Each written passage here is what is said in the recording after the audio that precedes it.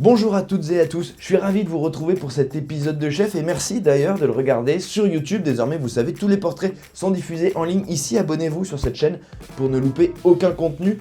Aujourd'hui, on reçoit Éric Guérin. Alors, je suis hyper content de le recevoir parce que ça fait des années qu'on essaie d'aligner nos agendas et ça y est, on a enfin réussi. Il nous vient donc de la Mare aux Oiseaux pour raconter son histoire. C'est un chef singulier, c'est une histoire singulière, c'est une cuisine singulière et même dans son approche de son métier, il a plein de choses à raconter.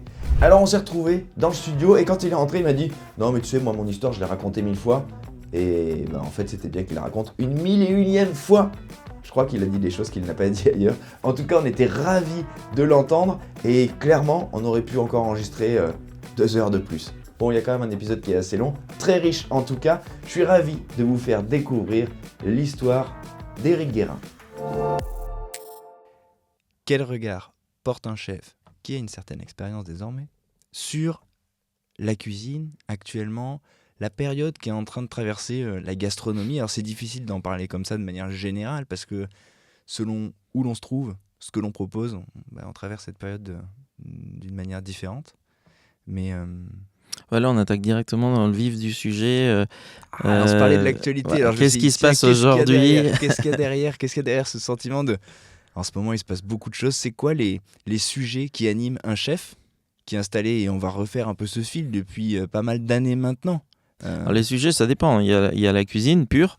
Ça, je pense que... C'est un fil au long cours, ça. C'est plus qu'un fil au long cours. On est vraiment dans une période, et depuis la période Covid, qui est extraordinaire parce qu'on a, et moi je parle pour moi parce que je suis en région, on a énormément de gens qui sont revenus à la terre, qui travaillent de manière incroyable et ça nous donne un terrain de jeu qui est fascinant par rapport à ce que je faisais il y a 30 ans en arrière en Brière. Aujourd'hui, c'est pas un épiphénomène. Ah non, c'est vraiment, ça se constate. Okay. Oui. Donc ça, il y a des producteurs, des gens qui reviennent, des fils d'eux qui reviennent prendre des exploitations. Moi, je suis passé en 5 ans de 12 ou 15 producteurs emblématiques autour de chez moi. On est aujourd'hui entre 45 et 50. Quoi. Ah oui. Et ça, c'est réjouissant. Alors, c'est vrai qu'on l'a beaucoup travaillé. J'ai changé aussi mes méthodes de travail. J'ai mis un gars sur le terrain qui s'occupe que d'eux, qui est leur ambassadeur et qui me remonte les informations. Ouais. Donc, j'ai aussi mis en place ce qu'il fallait pour pouvoir travailler avec des gens qui... Qui a un maillage.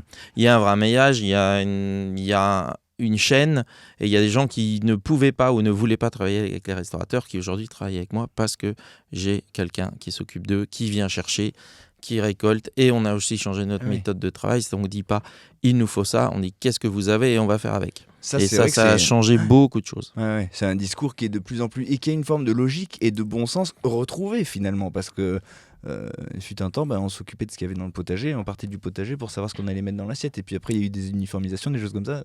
Oui, mais alors on va retrouver tout de suite les petites aspérités du moment, c'est-à-dire que à la fois c'est un vrai bon sens parce qu'effectivement je trouve que quand on fait de la haute couture, parce qu'en étoilé on fait quand même de la haute couture, le fait de dire on va chez un chef et faites-nous ce que vous avez de meilleur, et là on revient aujourd'hui. Et on l'entend beaucoup à des gens qui veulent revenir sur de la carte, qui veulent revenir sur du choix, alors que finalement, le bon sens, c'est de proposer ce qu'on a. Et moi, aujourd'hui, j'ai plus de carte, j'ai plus rien. Et des fois, dans le même service, je vais changer de garniture ou je vais changer de plat. Ou parce que les gars, ils savent qu'ils ont tant de portions de tel produit ou tant de portions de ce poisson-là. Et puis après, on passe sur un autre. Bien sûr, ouais. Et je peux pas dire, tiens, j'ai du cendre. Oui, mais s'ils ont pêché que 3 cendres, je vais pas faire venir du cendre de je ne sais où. Ouais. Parce que j'ai mes 3 cendres et je fais mes 3 cendres. Et après, je passe sur une vieille et après, je vais passer sur une vive et après, je vais passer sur autre chose.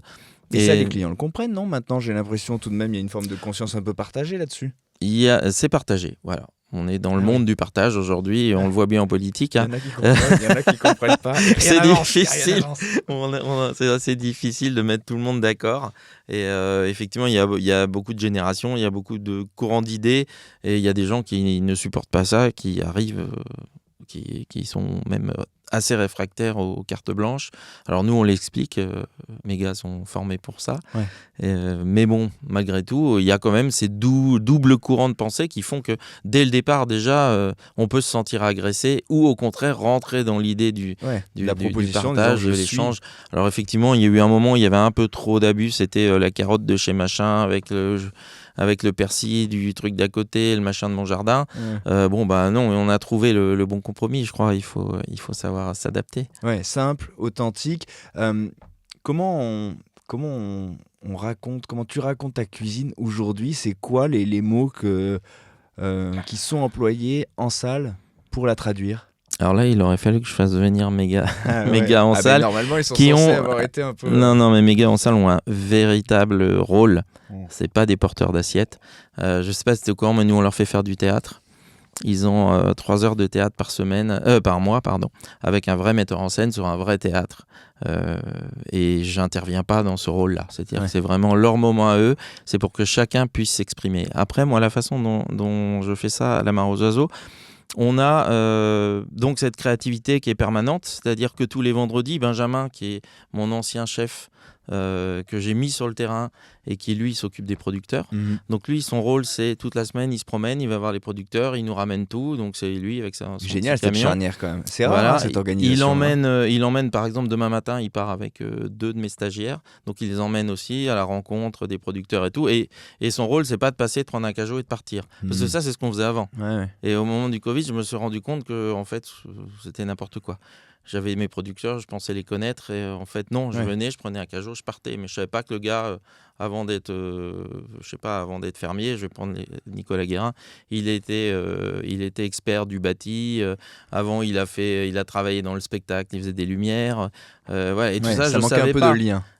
Pour moi c'était un paysan, il faisait son lait et puis pour lui j'étais un restaurateur et j'allais l'emmerder parce que j'allais être très exigeant et pas payé. Donc l'équation se faisait pas trop. Et puis petit à petit, avec le temps, avec justement en mettant les acteurs en place, on a créé une vraie chaîne et de cette chaîne-là, Nicolas il dit va voir mon pote et puis il va voir mon pote et puis un autre il va voir mon pote, tiens tu veux des œufs frais tac, va voir celui-là, puis lui il fait ça, et puis hop, l'autre il fait des asperges. Ah bon, il y a des asperges en Brière? Bah oui. Il y a un mec qui fait des asperges, on a l'exclu. Et puis ce mec-là, finalement, il fait des endives de pleine terre. Ah bon, il y a ça en Brière? Bah oui, on a exclu aussi. Et puis on a cette confiance, et puis il sait le gars que nous on est là. Et puis après il y a eu aussi, Benjamin il passe, et puis aujourd'hui je suis embêté, j'ai mon champ qui est monté en graines ou en fleurs ou je sais pas quoi, j'ai tout perdu, il y aura rien pendant un mois. Bon lui il va voir et puis il nous envoie une photo sur le groupe de la cuisine, il dit regardez les gars, les fleurs sont magnifiques, il faut l'aider. On achète le champ de fleurs et puis on va faire un plat avec des fleurs, et puis donc ça c'est des fleurs. Là on travaille depuis 1 an avec un gars qui laisse tout monter. Non, c'est pire que ça. On verra bien. Non, mais il sera là, il va nous dire qu'il fait un truc. J'ai un jeune chef qui est passé me voir au moment de Noël l'année dernière, puis qui m'apporte 2 énormes bourriches d'huîtres. Et je dis pourquoi tu me donnes ça? Il me dit je suis passé voir mon producteur d'huîtres et le gars il est au fond du trou, il va détruire toute sa production, il est pas bien du tout, et donc il m'a offert les huîtres. Et je lui dis c'est quoi l'histoire?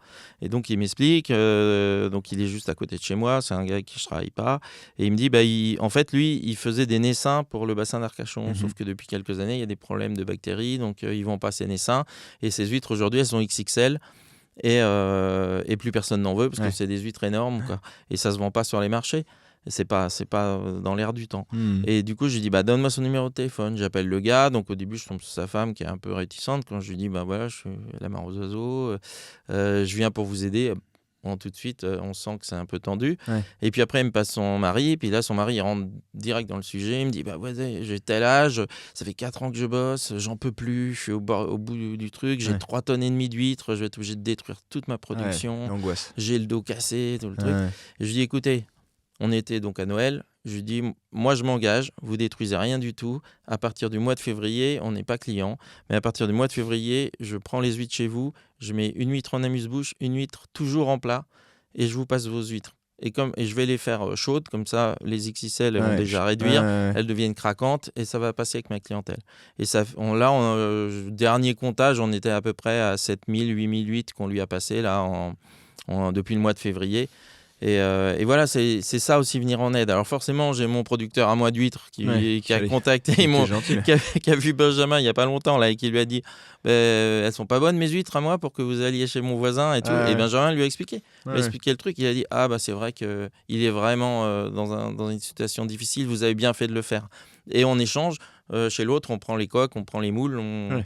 et on fait en sorte que tout le monde travaille. Bon sens, c'est quoi qui anime là? C'est l'envie de quoi? De créer en fait tout un écosystème. Là, on se parle de ça en fait. On se parle d'avoir conscience d'être un maillon et de rester un maillon solide, de tisser, de soutenir, de profiter aussi parfois, j'imagine, quelque part. Il y a forcément des Ouais. retours dans un sens ou. Moi, je dirais que s'il y a un mot aujourd'hui qui résume tout mon travail et tout ce que je donne, c'est sincérité. Je veux pas mentir. On est dans une société qui nous ment tous les jours. On est face à des générations de gamins qui sont désabusés, qui trouvent plus leur place parce qu'on leur ment tous les jours et on leur vend pas de rêve. Et ils vont chez des chefs qui leur racontent des choses et genre quoi, c'est quoi les qui le discours tiennent de- pas. J'en sais rien, mais ça part du simple potager. Moi, j'ai le potager, Ouais. je fais tout du Tout le monde potager. a un potager. Et puis, ouais, le potager, il fait la taille du studio. Bon, Là, en fait, je prends de la il y a ciboulette. 3 fraises et 4 carottes et tout le reste, ça vient de cajots qui arrivent du bout du monde. Moi, j'ai pas voulu avoir ce potager. J'ai le terrain. J'ai un terrain de 3000 ou 4000 mètres carrés là, qui attend. J'ai jamais voulu le faire. Parce que d'abord, c'est une terre d'accueil pour moi, la Brière. C'est un Ouais. lieu. Je suis pas chez moi. C'est un truc où je suis arrivé là parce que j'ai adoré cet endroit. Ça fait maintenant 30 ans que j'habite là. Et du coup, je veux mettre en avant ma région. Je veux être une vitrine vivante. Et puis, depuis même pas très longtemps finalement, puisque ça fait quoi, 2020, 2021. Vraiment, j'ai envie d'être un acteur de ce qui s'y passe et d'aider les acteurs en local pour qu'ils s'en sortent, pour qu'ils avancent et que finalement, ensemble, on construise l'histoire. Ouais, on défend Et, un paysage finalement au Voilà, sens large. et je crois que les jeunes qui viennent chez moi, ils viennent pour ça aussi. C'est-à-dire qu'ils savent que je suis très investi, ils savent que j'aime mon territoire, ils savent que je le défends, que j'ai quelqu'un qui s'occupe des producteurs, que je vais pas dire bah tiens je fais des asperges et puis je vais les acheter Ouais. au Guatemala ou je ne sais où ou au Pérou. Mes asperges elles viennent de Brière. Quand j'en ai plus parce que le gars il est au bout, ben on va en Anjou et puis quand il n'y en a plus, il n'y en a plus. Ouais. Et puis voilà, et puis c'est comme ça pour beaucoup de choses. Et en même temps, ça donne une vraie créativité. C'est-à-dire que c'est pas des cartes qui sont figées pendant 1 an, 2 ans, 3 ans, 6 mois, 2 mois, 3 mois. C'est les plats, ils peuvent changer. La semaine dernière, on a changé 5 plats. Cette semaine, on va en changer 2. Peut-être qu'après, j'en changerai plus pendant Ouais, 3 c'est semaines. vivant, c'est vivant. Mais voilà, c'est comme ça bouge tout le temps. Le dimanche matin, bah, moi, quand je rentre dans mon bureau, je sais pas ce qui va s'y passer. Mais je me mets devant ma feuille blanche, je commence à dessiner. En face de moi, j'ai à la fois des produits. Moi, j'ai tout Oui, ce que une j'ai sorte vécu de dans ma bibliothèque. semaine. Ouais. Bah, tu vois, en ce moment, je vais beaucoup à la chasse. Donc, j'ai des couleurs, j'ai des odeurs. Forcément, bah, j'ai des choses en main. J'ai envie de travailler les oiseaux parce que bah, je les chasse un peu. Donc, j'ai cette relation avec mon chien, la façon où je les trouve, ce qu'ils mangent, le vent, la pluie, enfin, toutes ces choses-là. Donc, moi, ça, c'est ma palette émotionnelle. J'ai en face de moi bah, tout ce que Benjamin m'a Tes laissé. instruments. Et en plus, j'ai les noms. C'est-à-dire que j'ai Emmanuel, j'ai Nicolas, j'ai un tel. Et j'ai aussi envie de travailler là-dessus. C'est-à-dire que Les histoires. l'humain rentre beaucoup aussi dans la palette. C'est-à-dire que tiens, j'ai pas travaillé avec lui depuis longtemps. Tiens, lui, il faut que je l'aide.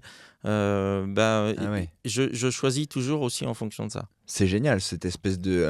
On dirait qu'on décrit le travail soit d'un chef d'orchestre, soit d'un nez, tu sais, dans qui ont un orgue à parfum comme ça, et hop, et on se dit bon ben il va y avoir une composition qui se fait. Sauf que là il y a plusieurs entrées, il y a les impressions, il y a le souvenir de la semaine, il y a le rapport humain avec une personne. C'est-à-dire qu'il y a beaucoup de chefs qui travaillent sur la technique.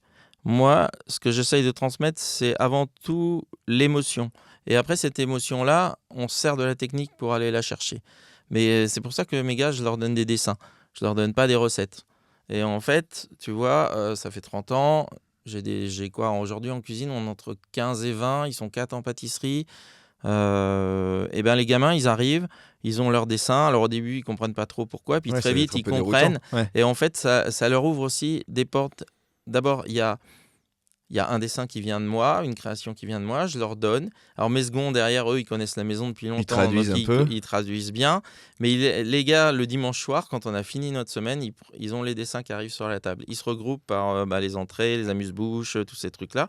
Et puis ils regardent les dessins. Puis là, ensemble, Ah voilà, qu'est-ce qu'il veut faire? Comment il veut faire? Tac, tac, tac. Puis il commence à poser des questions au second, qui répond mais à demi-mot, parce qu'on les laisse travailler chacun faut que ça infuse. avec leur univers, leur vécu, leur machin. Et puis hop, eux, ils nous apportent leurs idées en disant, bah, moi, je l'aurais fait comme ça, comme ça. Alors le second, il est là pour recadrer un peu. Et puis après, à partir du mercredi, quand on rentre, c'est moi qui reprends le relais. C'est-à-dire qu'ils ont échangé entre eux. C'est quand le Ils chef ont d'orchestre échangé- arrive, c'est que tout le monde est voilà. accordé. Ok. Ils ont échangé avec le second, puis moi, ils viennent me voir en me disant, bah voilà, on a pensé faire comme ça. Qu'est-ce que vous en pensez? Ouais. Et souvent, je leur dis, bah vas-y, fais-le. Et puis, je viens voir à la fin. Puis après, moi, je rectifie comme je veux. Mais du coup, c'est jamais figé. C'est pas moi qui ai une parole unique. C'est pas des recettes qui sont figées. C'est multigénérationnel. Et moi, j'ai l'impression que... Alors, c'est une impression qui est très personnelle. Ouais. Mais j'ai l'impression que ma cuisine, elle est tout le temps dans l'air du temps. Oui, Parce puis que c'est le fruit pas d'un dialogue. Voilà, et puis c'est le fruit de plusieurs générations. Ouais. Parce que moi, j'ai été formé à la Tour d'Argent au Taïwan il y a 40 ans maintenant. Et à une cuisine très bourgeoise et toutes ces choses-là. Après, je me suis construit ma cuisine à moi en Brière, quand je me suis retrouvé tout seul à 25 ans. Et aujourd'hui, j'ai l'impression que grâce à cette jeunesse permanente, eh ben, je bouge tout le temps et j'ai pas des recettes figées. Et c'est, en tout cas, la vie de la mare aux oiseaux, c'est ça. C'est tu viens manger, tu mangeras jamais la même chose. Il y a très peu de plats signatures. Je commence tout doucement à en avoir un peu. Alors, il y a des choses signatures. Par exemple, on a le chou-fleur safran.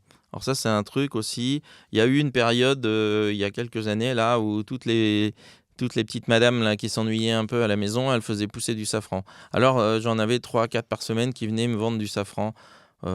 Et moi, c'était peut-être le seul produit que je détestais. Je trouvais que ça avait un goût de médicament. Ah ouais, Je détestais ça en cuisine. Ah ouais. Je voulais pas le travailler. Donc, je disais Ça emporte non, beaucoup non. de choses, quoi. Ouais.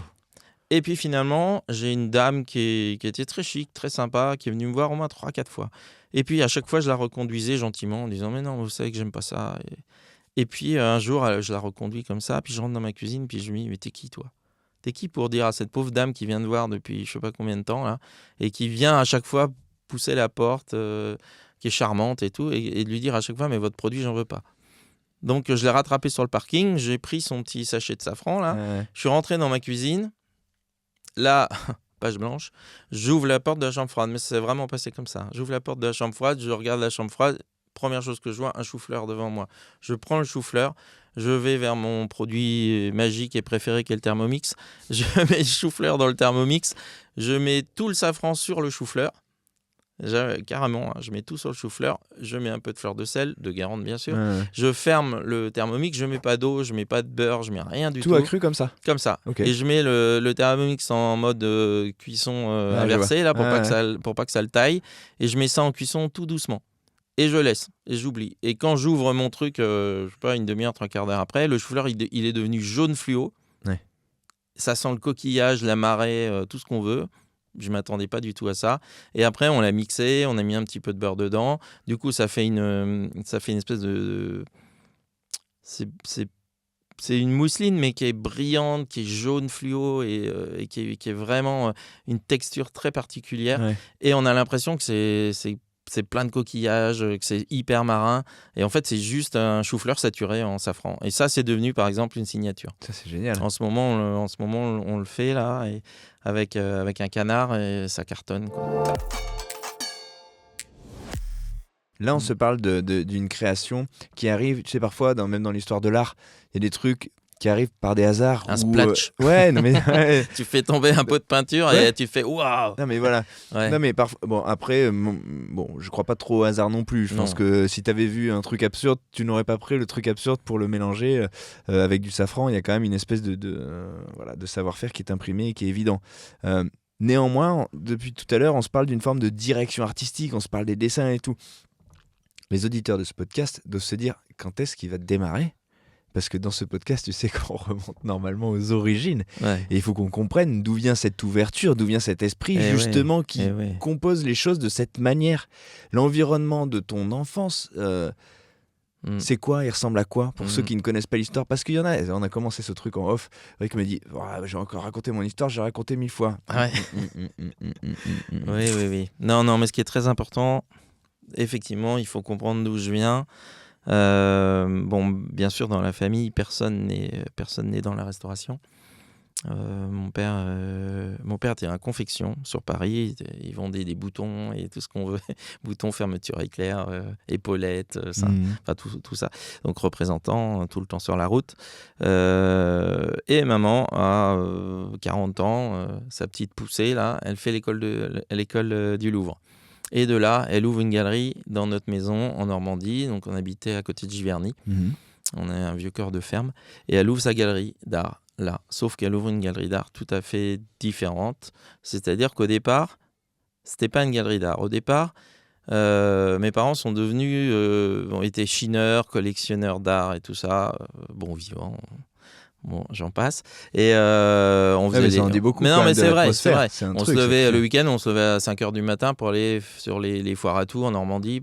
Et toi, tu partais avec et on savait, nous, gamins, reconnaître la pièce extraordinaire, le tableau, le bronze avec la signature que les mecs voyaient pas et que j'achetais 50 balles. J'ai un cerf de Barry que j'ai dû payer 50 francs à l'époque et qui est toujours à la maison, quoi.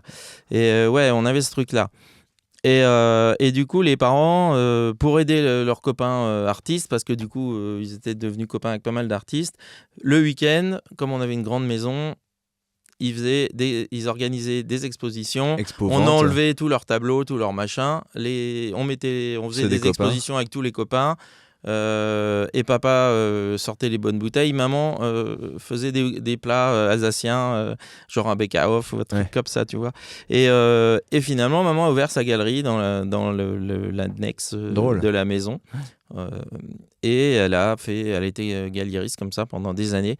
Et du coup, moi, c'est les années où je suis rentré école hôtelière et tout ça. Et mes copains de l'école hôtelière venaient avec moi le week-end pour les expos de maman, qui n'avaient aucun accès à l'art avant. Et à coût de 50 francs par mois, ils achetaient des œuvres d'art, comme moi, j'ai pu le faire pendant toute ma jeunesse, quoi.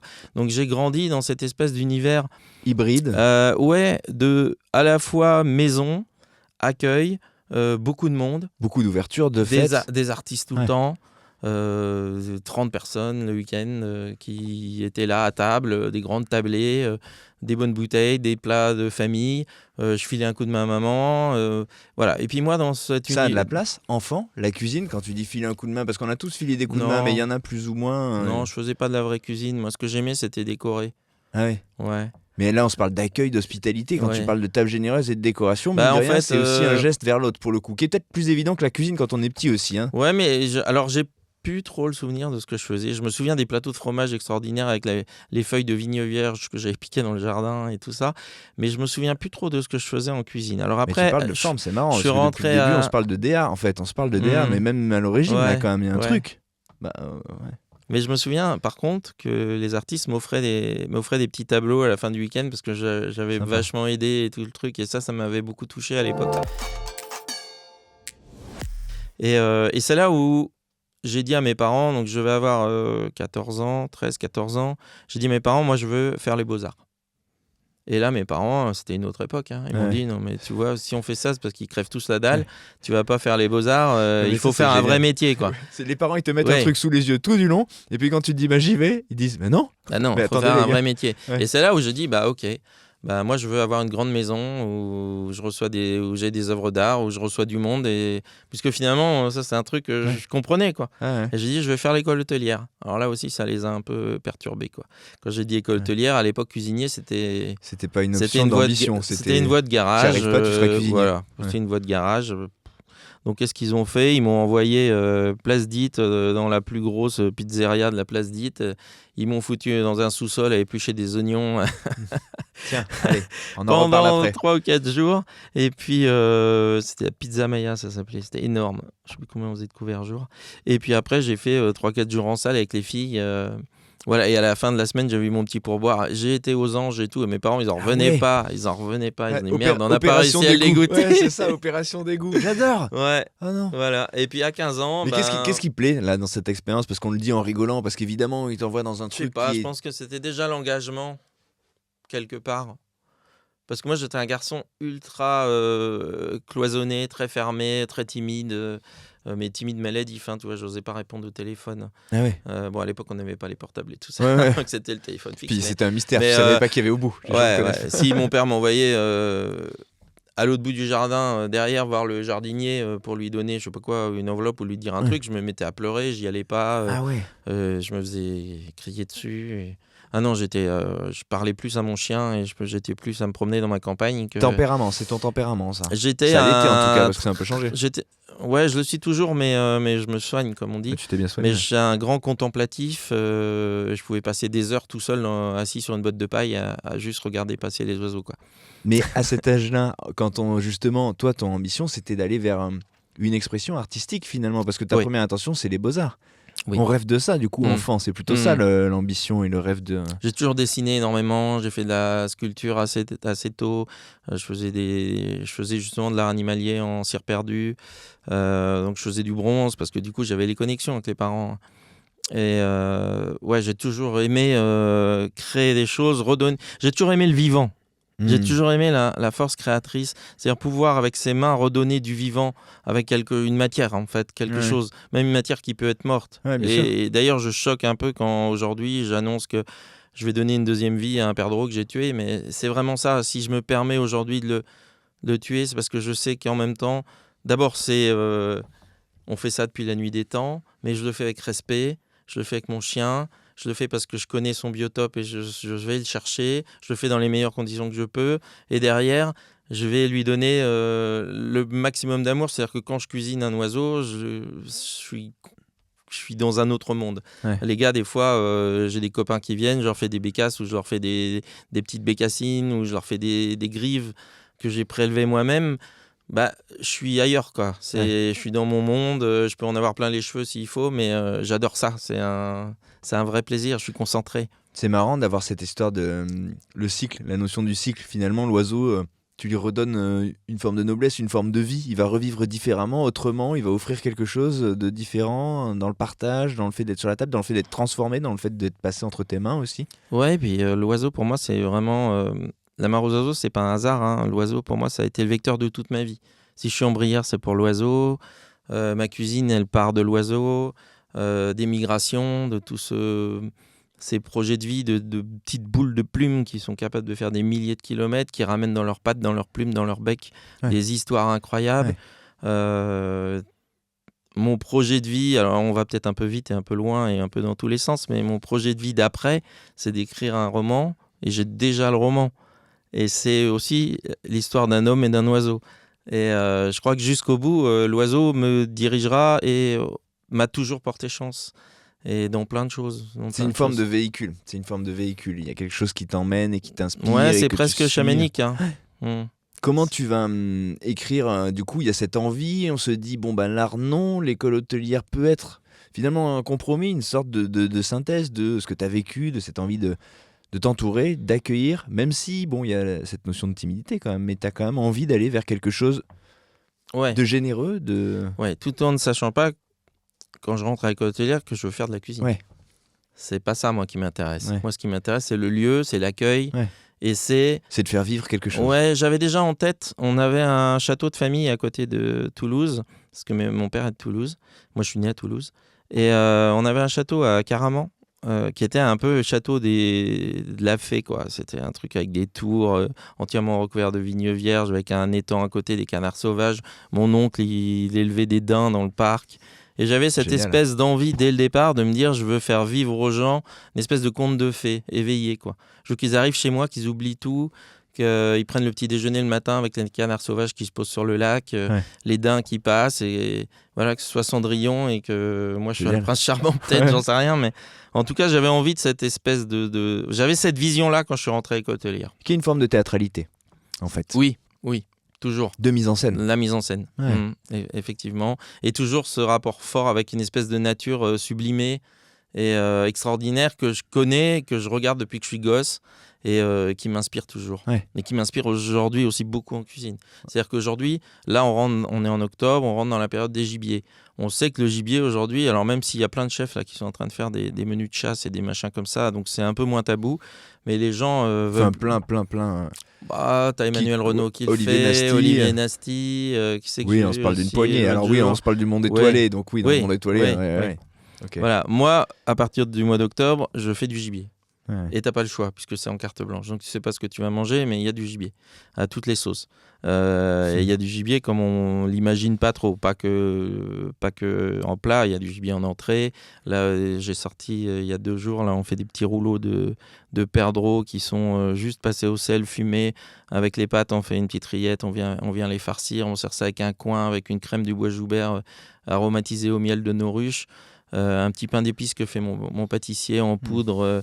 Dedans, on a mis tous les produits de la région, des graines de fenouil sauvage, on a mis un peu de genièvre, du poivre de Masseron. Et voilà, c'est toute une petite histoire, mais c'est l'environnement, comment ils mangent, comment ils vivent, la gourmandise, le fait de pouvoir les manger quasiment avec les doigts. Mais moi, ma vision du gibier, c'est une vision délicate et vivante. Et c'est compliqué peut-être à l'expliquer, mais moi... Mais sur le papier, les gens parfois trouvent ça... ont justement du mal à voir qu'on peut aller dans la délicatesse et dans le côté vivant. On va prendre un sanglier, c'est une grosse bête noire vilaine, Ouais. J'adore ça, qui moi. est souvent servie trempée dans le vin rouge. Oui, Il a plein oui. de tanins, avec Ouais. une viande agressive et pleine d'acidité. Ouais. Moi, c'est tout le contraire. Je veux faire du sanglier, c'est du beurre, c'est délicat, ça se découpe comme ça, c'est tout fin. Et quand on le mange, j'essaye de l'accompagner de choses très féminines, très délicates, parce que moi, c'est la vision du sanglier plutôt au coin du bois, qui se promène dans un champ, qui a toute sa petite marmaille derrière qui Voilà, le merci, suit. parce que moi je trouve ça trop mignon. Parce que justement. je trouve ça adorable. C'est un animal qui est très intelligent, Ouais, c'est pour ouais. ça qu'il y en a beaucoup, Ouais. et qui aujourd'hui fait vivre nos campagnes. Alors bien sûr, il détruit aussi beaucoup de choses. Ouais. Et heureusement que les chasseurs sont là pour faire l'équilibre, Ouais, parce qu'on oublie que c'est grâce à nos permis de chasse qu'on paye les dégâts de gibier. ouais. Mais voilà, moi c'est cette vision-là, c'est la vision de la biche au coin du bois, du chevreuil dans un champ, et c'est une vision qui n'est pas la vision d'un tueur, puisque je tue pas tout ce qui a des poils, même un lapin je fais plus, même s'il y en a plus. Mais c'est toujours cette vision-là, un peu à la Disney, quoi. Ouais. Et ça, je retranscris ça dans ma cuisine. Et c'est vrai qu'aujourd'hui, les femmes qui peuvent être rétractaires quand on leur apporte une assiette et qu'on leur dit c'est du chevreuil ou c'est du sanglier, et ben en fait après elles nous disent mais vous m'avez fait manger ça, Ça marche, jamais ça j'aurais marche. pu imaginer en manger. Ouais. Parce que c'est délicat. C'est pas la même approche. C'est pas Non, la même et approche. puis c'est toujours dans un environnement, un paysage. Et en fait, ce paysage, il est toujours collé aussi à l'environnement direct, c'est-à-dire à la température, à l'humidité, aux envies du moment. Parce que moi, je ressens ça tout le temps. Là, on se parle Je de tra- sensibilité. Là, on se parle Ouais, d'une tout le sensible, temps. justement, qui est Mais vraiment c'est important, en et plus, c'est ouais. ça aussi que j'essaye de transmettre beaucoup en cuisine. Hein. C'est de travailler avec son cœur, de travailler avec sa vérité. Et Hyper dur. c'est pas hyper dur, c'est Bah, laisser parler. Quand on est un artiste, on laisse parler Ouais, on laisse parler son cœur. Là, il Alors va falloir- après, il faut trouver, il faut non, mais trouver, pendant non. des années, je me suis battu en disant la cuisine, c'est pas une œuvre artistique, c'est juste faire de la cuisine. Et ça, c'est un truc du cœur déjà. Déjà, c'était un travail de femme, la cuisine, à la base. Ouais, mais Et c'est pour ça qu'on aimait ça, parce que le repas de sa maman ou de sa grand-mère, c'est que ça reste quand même... Et moi, je suis pas à dire que c'est ma grand-mère qui m'a amené à la cuisine, hein. Mais ça reste les moments les plus forts et les meilleurs. c'est un Moi, truc- ma mère, elle c'est me le cœur. fait... C'est le cœur qui parle. Ma mère, elle me fait à manger des trucs, mais je suis pas capable de les refaire. Quand on me demande toujours Ça, mon c'est plat, génial. mon plat préféré, je dis toujours l'ossobuco de maman. Mais l'ossobuco de maman, je devrais être capable de le faire meilleur qu'elle, mais j'y arrive pas. Parce que c'est celui de maman, il est incroyable. Eh ouais. Il est super bon. Elle me fait des riz de veau. Alors, il y a des chefs qui ne savent pas faire des riz de veau, même dans des étoilés, des Ouais, fois. Ma bien mère, sûr. elle fait ça comme ça. Là, vas-y, elle te balance ça dans la poêle. Le truc, elle ne regarde pas la cuisson. Ouais, et Ça arrive dans l'assiette, tu coupes ça, c'est croustillant autour, moelleux au milieu, et c'est super bon, quoi. Et bah voilà, c'est la cuisine de maman. Et c'est pour ça que j'adore les femmes chefs, parce que je trouve que j'ai énormément de respect pour elles, parce que c'est un monde qui a été pris par les mecs, là, avec les coronesses, là, et qui en ont fait aussi un monde difficile, hein. Ouais, bien sûr. Ce qui se comprend très bien quand on remonte dans l'histoire de la cuisine, justement, des années où la cuisine c'était une voie de garage, où on envoyait les mecs qui n'avaient pas réussi leurs études, Ouais, ouais. qui étaient un peu teuteux, là, qui arrivaient là-dedans, et on voulait faire de l'exceptionnel. Du 3 étoiles, Ouais. du 2 étoiles. Il Donc y avait qu'est-ce pas qu'il mille fallait options, faire? on cherchait pas trop, et donc voilà, en tapant dessus. Voilà, et donc les gars, on leur disait la carotte, elle se pose là, le gars il l'a posée à côté, tu lui mettais une tape sur la tête, et Ouais. puis à bout de la 3e ou 4e tape, il comprenait qu'il fallait le mettre là, parce qu'il se mettait comme ça. Il avait peur. Mais après, il y a la télé qui est arrivée, et ça a commencé avec 8 chefs, puis après les Top Chefs, et puis après tout le reste. Et c'est vrai qu'aujourd'hui, d'abord, on est dans des générations beaucoup plus sensibles et plus fragiles. Plus conscientes, Qu'on a plus informées. Voilà.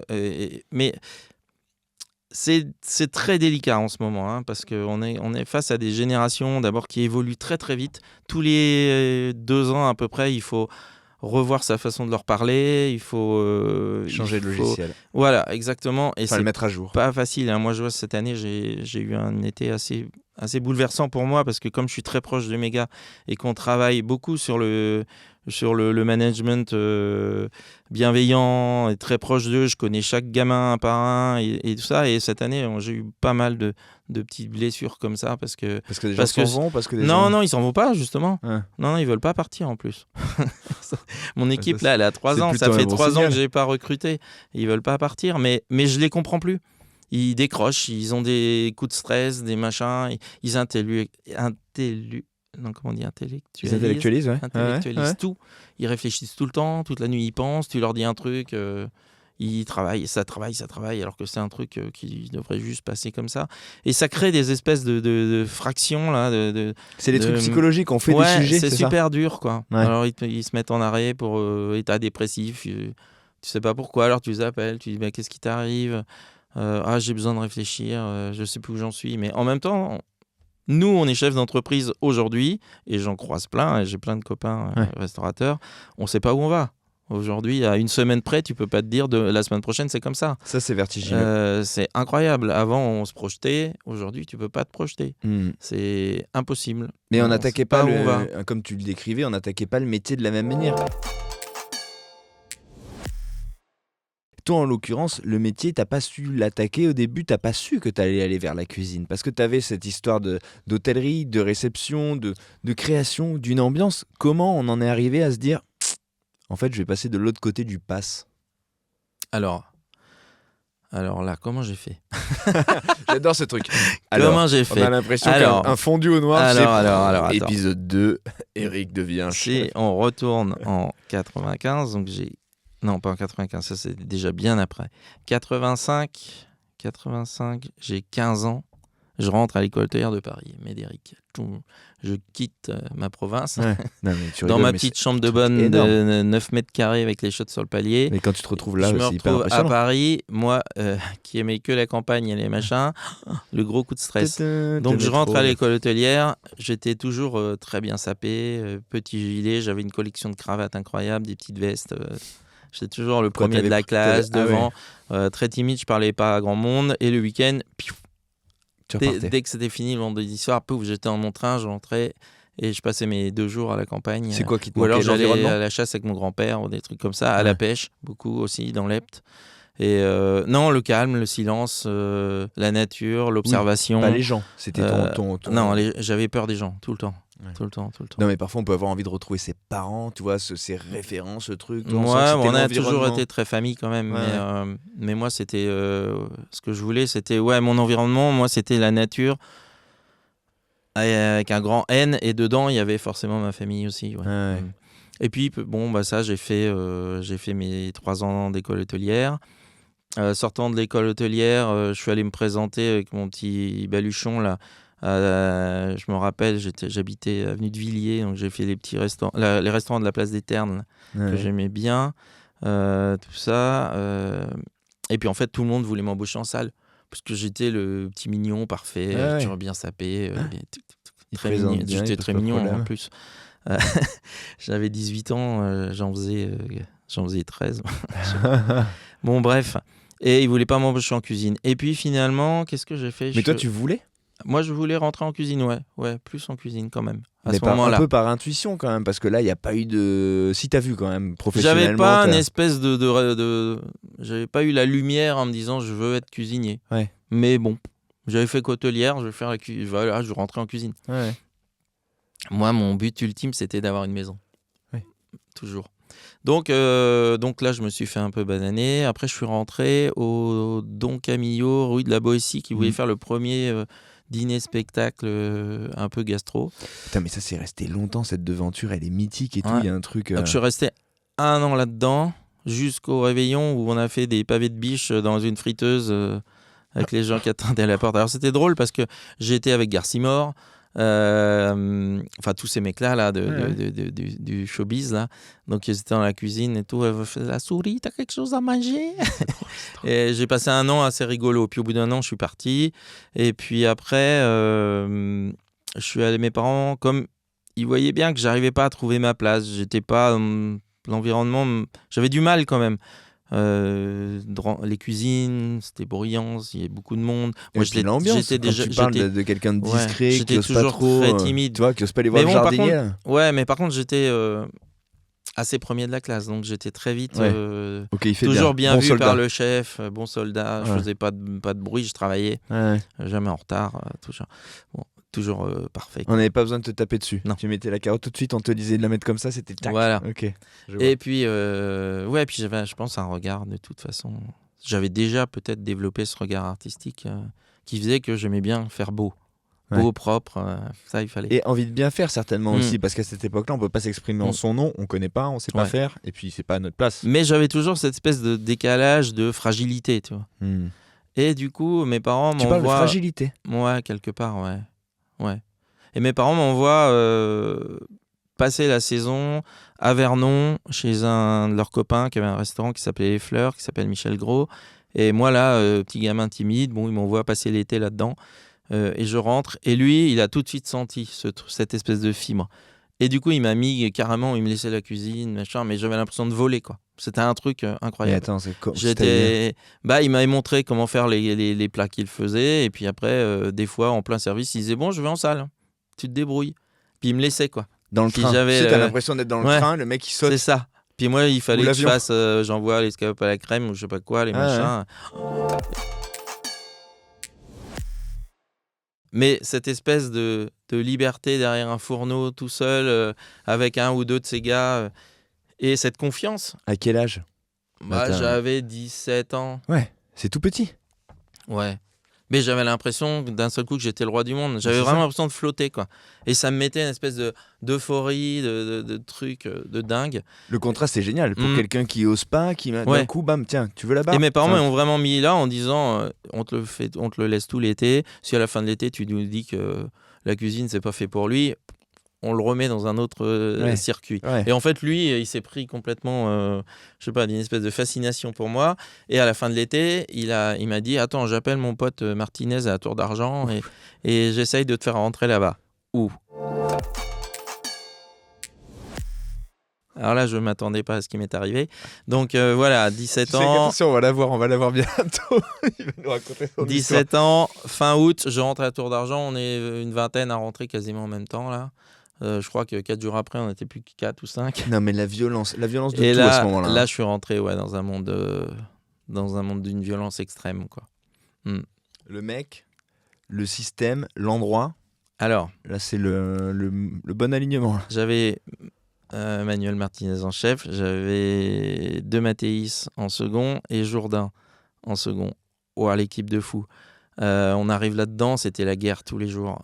Dans un environnement super dur. Mais on commençait de violence, tout ça. On venait à 7h le matin pour piquer les casseroles des autres qu'on cachait sous les postes et tout ça. On repartait après 2 heures. Il fallait attendre que Monsieur Terrail mange le soir pour lui faire son bouillon et son yaourt frappé comme ça. Donc des fois, on attendait jusqu'à 2h du matin. On rentrait le soir, on pleurait, on dormait tous ensemble dans le même lit parce qu'on était que des gosses et on était traumatisés. Et on revenait bosser. Bon. Mais même pas que les gosses. Hein. Tu sais, il y a 3 jours, Eric Fréchon me disait, mais nous on a tenu, je sais pas combien, il restait 10 jours. Camp de Borde, pareil. C'est des maisons et des gens. Ouais. Et alors, on avait... c'est une époque aussi. Ouais, c'est une autre époque. Alors, on était en congé le lundi, mais alors on finissait à 2h ou 3h du matin, parce que du coup, quand on partait en congé, ils nous faisaient des fois nettoyer 4 fois la jambe froide. On finissait, mais non, on y retourne, c'est pas bien propre, on va retourner.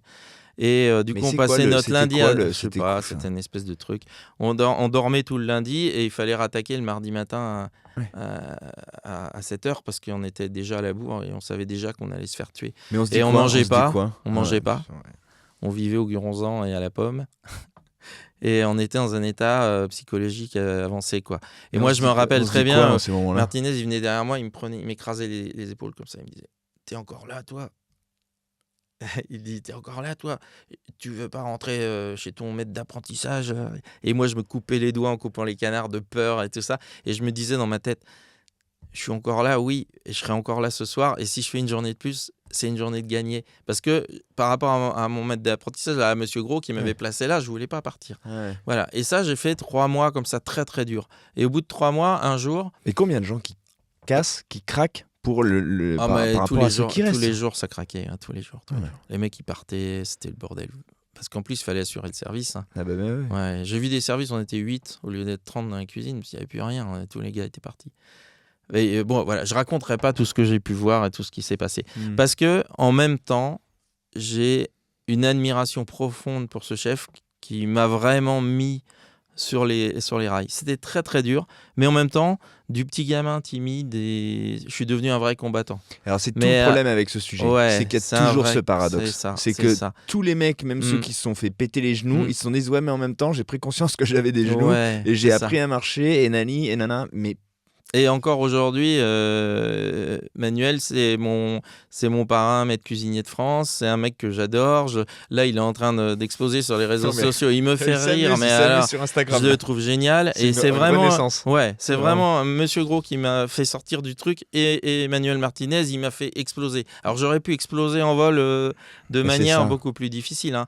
Alors voilà. Alors après, je suis devenu un combattant. Et dans le combat, il y a eu un moment où de Mathéis, il a fait rentrer son petit-neveu. Donc mon poste était en danger. Du coup, qu'est-ce que j'ai fait? Je lui ai renversé la casserole d'eau bouillante sur les pieds un jour malencontreusement. Donc le gamin, il a été 3 semaines en arrêt. Et je peux pas sourire. Hein. Ah ouais, mais on faisait des trucs comme ça, pire que ça même. Et du coup, quand Martinez est parti en vacances, moi, entre-temps, j'ai développé un énorme eczéma de contact et tout ça. Donc, les médecines du travail voulaient me faire changer de métier, mais par le stress et puis la fatigue et tout ça. Parce que j'avais bossé pour un autre chef entre deux dont je ne parle pas, qui un jour, j'étais en train de tailler une pièce de viande pour faire des carpaccio là, congelés, et il arrive dessus, il me hurle dessus, je coupais à la machine à jambon, te coupe pas toi, et en fait il m'a tellement hurlé dessus que la pièce a glissé et je me suis coupé le doigt en deux, le pouce comme ça, il tenait plus que, et il m'a dit tu vas à la pharmacie en face, tu vas te faire mettre des strips. Donc je suis à la pharmacie, je mets des strips, je suis revenu et là il m'a dit bah maintenant tu peux plus rien faire, tu fais la plonge. Voilà, et avec mon doigt j'ai fait la plonge et je me suis tapé 10 ans d'infection, de trucs pas possibles, où je dormais avec des gants en coton, avec de la cortisone partout, et qu'à chaque fois les médecines du travail voulaient m'arrêter. Donc à la Tour d'Argent, à un moment il m'est arrivé. Ouais, à la Tour d'Argent, oui, je tairai son nom. Ouais. À la Tour d'Argent, à un moment il m'est arrivé ça, c'est-à-dire que un jour en plein service, je prends une casserole et là j'entends encore moi aujourd'hui le bruit des doigts qui pètent là, clac clac clac clac, et je lâche la casserole. Du coup, Martinez, il arrive. Guérin, qu'est-ce que tu fais? Enfin, pas Guérin, parce qu'il t'appelait toujours par un autre nom. C'était Guiné, Guinou, Guinao. Il gueulait sur son micro comme ça. Et il te balançait les casseroles dans la gueule. Et là, il voit que j'ai la main en sang et tout le truc. Et il me dit, viens au bureau et tout. Et puis, il m'arrête. Donc là, il m'arrête. Mais c'était passé quoi? Ben, en fait, j'avais les doigts tellement abîmés que j'avais toutes les jointures qui pétaient quand je prenais une casserole un peu lourde en main. Et donc j'avais tout qui saignait de partout. Et donc ça, je le cachais en permanence. Mais, mais forcément, il y a un moment, là, je ne pouvais plus le cacher. Donc il me met en arrêt. Et quand je reviens de l'arrêt, lui, il est parti en vacances. Et là, à ce moment-là, de Mathéis, il se dit, le petit qui a coincé mon petit neveu, je vais l'avoir. Embuscade. Donc quand je rentre de vacances, j'ai perdu le rythme. Je suis plus dans l'état de stress et en ligne de mire. Ouais. Et du coup, moi, j'arrive dégagé de tous mes trucs là. Je rentre là-dedans. Faut y retourner. Hein. Et là, pouf, ça n'a pas loupé. Il me balance à la commune. Donc la commune, tu faisais à bouffer pour le personnel, enfin pour la salle, parce que les cuisiniers n'en mangeaient pas. Et il me met au truc le plus dur. Et là, je lui dis, chef, je vous laisserai pas ce plaisir-là. Ça fait 1 an que je suis là. Je retournerai pas en arrière. Il me dit, oui, de toute façon, t'as pas de machin. Tout ça, je dis, je vous ferai pas ce plaisir, je m'en vais. Et je suis parti. Et là, je fais une grosse dépression de partir de là. Et parce que hyper culpabilisant en fait. Ouais, puis on avait surtout l'impression que si on partait de la Tour d'Argent, le monde était fini, quoi. Parce que toute la journée, ils nous racontaient ça. Voilà, En même temps, à comme l'époque, ça. la Tour d'Argent, c'est C'était c'est 3 le- étoiles, c'était un temple là-haut. c'est le meilleur Et restaurant. puis Enfin, tu vois, c'est le surtout, truc. ça faisait 1 an que je me faisais bastonner dans un espèce de monde, un moule, un truc où j'en étais fasciné. Voilà, et puis en même temps, moi j'avais cette espèce de rapport avec Martinez qui était devenu un truc, pour moi c'était un dieu, quoi. Ouais. Je le voyais là, alors, il hurlait sur les gens, T'imagines l'affect les mecs ils tremblaient comme ça, ils renversaient leur sauce, leur truc, puis ils me regardaient, ils me faisaient un clin d'œil, quoi. Et Ouais. il sautait il sautait dans l'ascenseur, il prenait son stylo comme ça, il ouvrait et puis il criait dans l'ascenseur au revoir comme ça, des trucs, mais c'était fou, quoi. Ouais. Bon, Non, mais bref. on en rigole, mais t'imagines l'emprise. Non, mais Là, à ce qui se l'époque, joue à ce c'était moment-là, énorme, c'est hein. que toi, tu te dis, ah ben moi, Mm. c'est à moi qui fait le clin d'œil, c'est cool. Mm.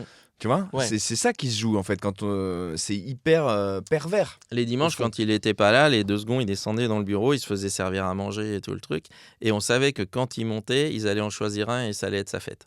Et j'ai vu des dimanches où on était tous en train de pleurer sur nos postes de travail parce qu'il bastonnait un de nos copains et qu'on savait que le gars, il allait craquer ou partir ou un truc comme ça. Et on pleurait tous physiquement, comme ça, en travaillant. Et on pleurait. C'était des J'imagine. moments difficiles. Voilà. Bon, après, moi, effectivement, aujourd'hui, c'est pour ça qu'après, je me suis un peu battu, même beaucoup, contre les violences en cuisine. Mais en même temps, je peux pas dire que ça marche pas. Moi, ça m'a construit Ouais. Encore une une autre fois, personnalité. ceux qui sont cassés, ils sont pas là pour parler. Ouais. Moi, c'est ce que je dis toujours. C'est tu ça. vois. C'est-à-dire que pourquoi je suis resté là, pourquoi j'ai tenu.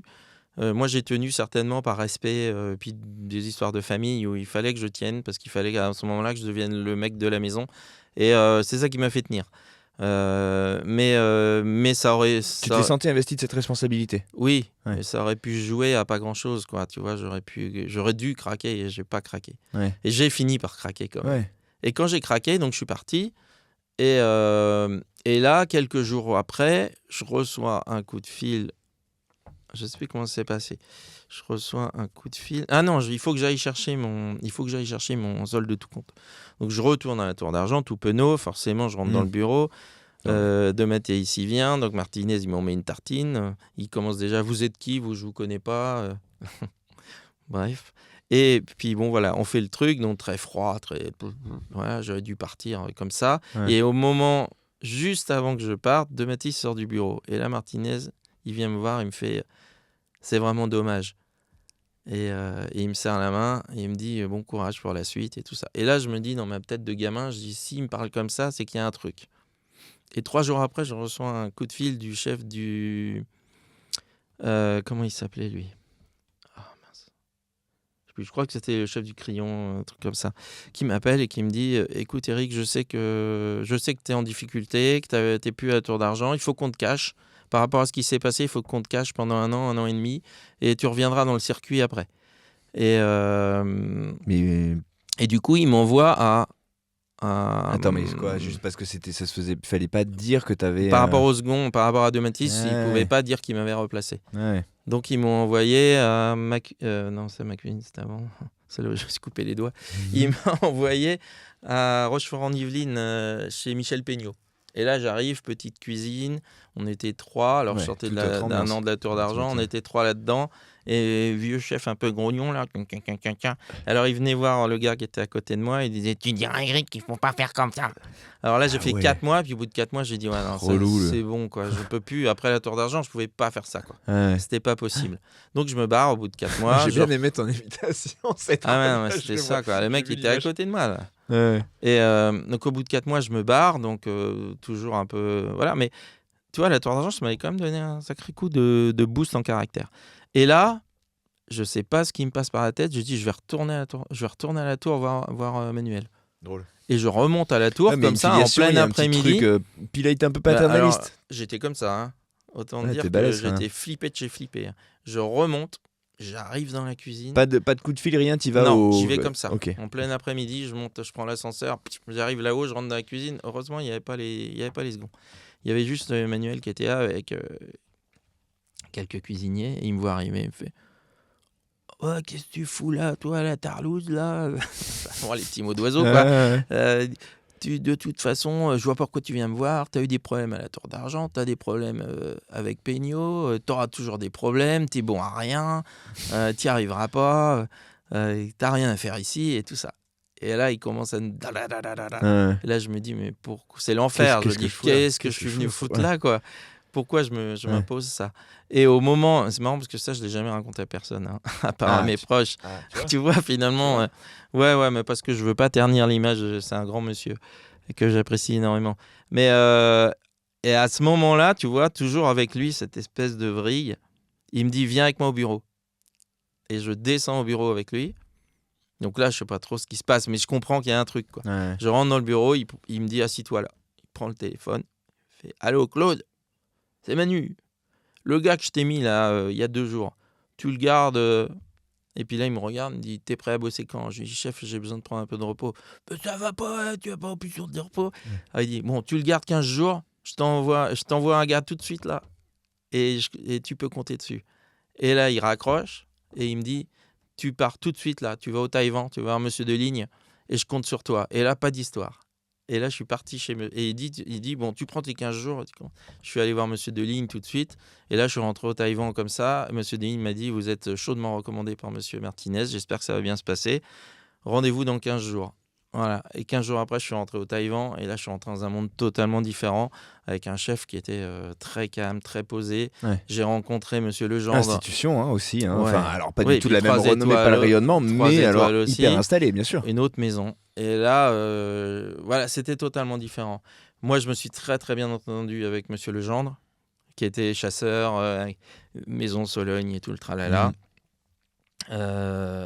Et puis, c'était vraiment à 11h30, tout le monde posait son crayon, on se posait tous, on mangeait tous ensemble, on respectait les choses, on respectait il y a du travail.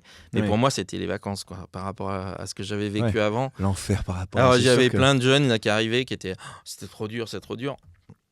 Moi, je trouvais ça ça glissait, incroyable. Ouais, et puis, j'avais Jean-François Rouquette comme chef de parti, qui m'a appris à faire les sauces.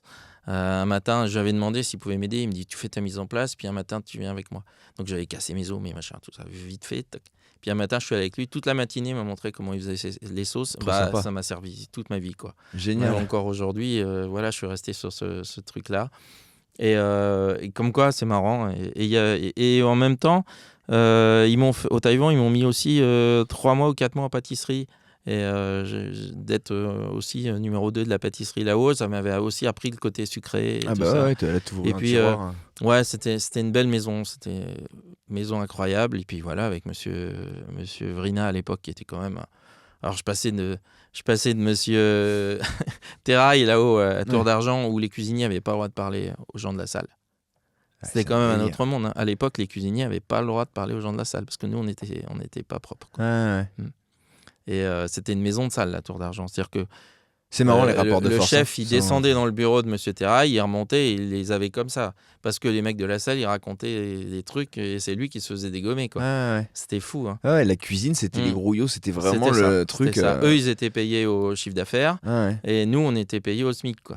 Et on était vraiment la cuisine à l'époque. C'est fou. Hein. C'était il n'y a pas si longtemps que ça. Ouais, c'est 88, j'étais à Tour d'Argent. C'est ça. Et donc au Taïwan, pareil, maison de salle. Sauf que là, déjà, il y avait des rapports. Alors, monsieur Deligne était très calme, très posé, tout ça. Bon. Et c'est l'époque où il faisait Taïwan Robuchon au Japon. Ouais. Donc, il y avait monsieur Robuchon qui rentrait dans la cuisine de temps en temps, qui mettait rien que Laura, il arrivait à mettre la terreur quand il passait dans la cuisine. C'est fou, ça. Hein. C'était fou. Il disait même pas bonjour. Hein. Il rentrait dans la cuisine, mais tout le monde était glacé, quoi. C'était un peu Voldemort, quoi. Ouais, mais c'est ça. C'était incroyable. Tout le monde dit toujours la même chose avec lui. C'était incroyable. Et puis après, monsieur Deligne a eu son problème cardiaque, il a été obligé d'arrêter. C'est le Legendre qui a repris. Et là, tout de suite, on est rentré déjà dans une autre époque, différente. Le Legendre, il tenait tête à monsieur Vrina, plus jeune, plus dynamique. Ouais. Non, c'était autre chose. Moi, j'ai adoré ces moments-là. Et je pense que si j'étais pas parti à l'armée, je serais resté avec monsieur Legendre. C'est ça qui va interrompre l'histoire. Ouais, c'est ça en fait. Et je serais même parti au Georges V avec lui après. Et ma vie aurait changé, je pense. Et en fait, voilà, là arrive l'armée que je repousse au maximum, mais je peux plus repousser. Et on m'envoie derrière les drapeaux. Alors là, normalement, je suis pistonné pour aller à l'Élysée. Et puis, donc, je fais mes classes à Fontainebleau. J'arrive aux Invalides où je dois passer une semaine. Et au bout du 2e jour, on m'appelle dans un bureau. J'arrive et là, il y a un monsieur qui me dit tu prends ton pactage, tu viens avec moi. Bon, voilà. Ouais. Et puis en fait, je me suis retrouvé dans les appartements du ministre de la Défense. Donc c'était Monsieur Jox à l'époque. Et là, je fais 1 an de cuisine assez marrant parce qu'on était 5 jeunes, tous issus de 3 étoiles. Du coup, parce que lui, il venait piocher dans ce qu'il y avait de meilleur. Ah bah ouais, sympa. Et puis, Monsieur Jox, c'était pas un grand gourmand. Donc, lui, il mangeait pas grand-chose. Mais par contre, nous, on avait un peu carte blanche pour se faire à bouffer. Donc, on se faisait des grands repas. Trop bien. On venait le matin juste pour se faire à manger. On se mettait à table avec les maîtres d'hôtel C'est drôle. dans la porcelaine de Sèvres. Et on mangeait jusqu'à 15h et on partait, quoi. Et on n'avait pas le droit de mettre le treillis. Service militaire, bah, il rigole. Ouais, pas mal. Voilà, puis après on faisait les grosses réceptions, fête de la musique aux Invalides, tous ces trucs-là où on faisait des buffets incroyables, toutes ces choses-là. Mais... Drôle ce genre d'expérience. Et puis le jeudi, on avait l'assemblée, donc c'était Edith Cresson qui venait avec les ministres et tout ça. Et... ouais, c'était un drôle de truc. Sauf que bon, voilà, j'ai vécu là 1 an et à la fin de l'année... Parenthèse. Ouais, c'était une parenthèse. Sauf qu'après, il faut retourner dans le circuit. Dans la réalité. J'avais pas envie d'y aller. Ouais. Donc là, je devais partir comme guide de chasse en Afrique, en Sierra Leone. Donc j'avais fait mon truc, jet de tour, je partais comme apprenti, j'avais tout appris, les oiseaux, tous les machins. Et coup d'état en Sierra Leone, 2 mois avant que je parte, gros coup de bambou là. Je reste chez mes parents, le moral à 0, je sais plus quoi faire. J'essaye doucement d'aller voir 2-3 chefs à Paris avec qui j'avais envie de bosser, je me souviens plus les noms.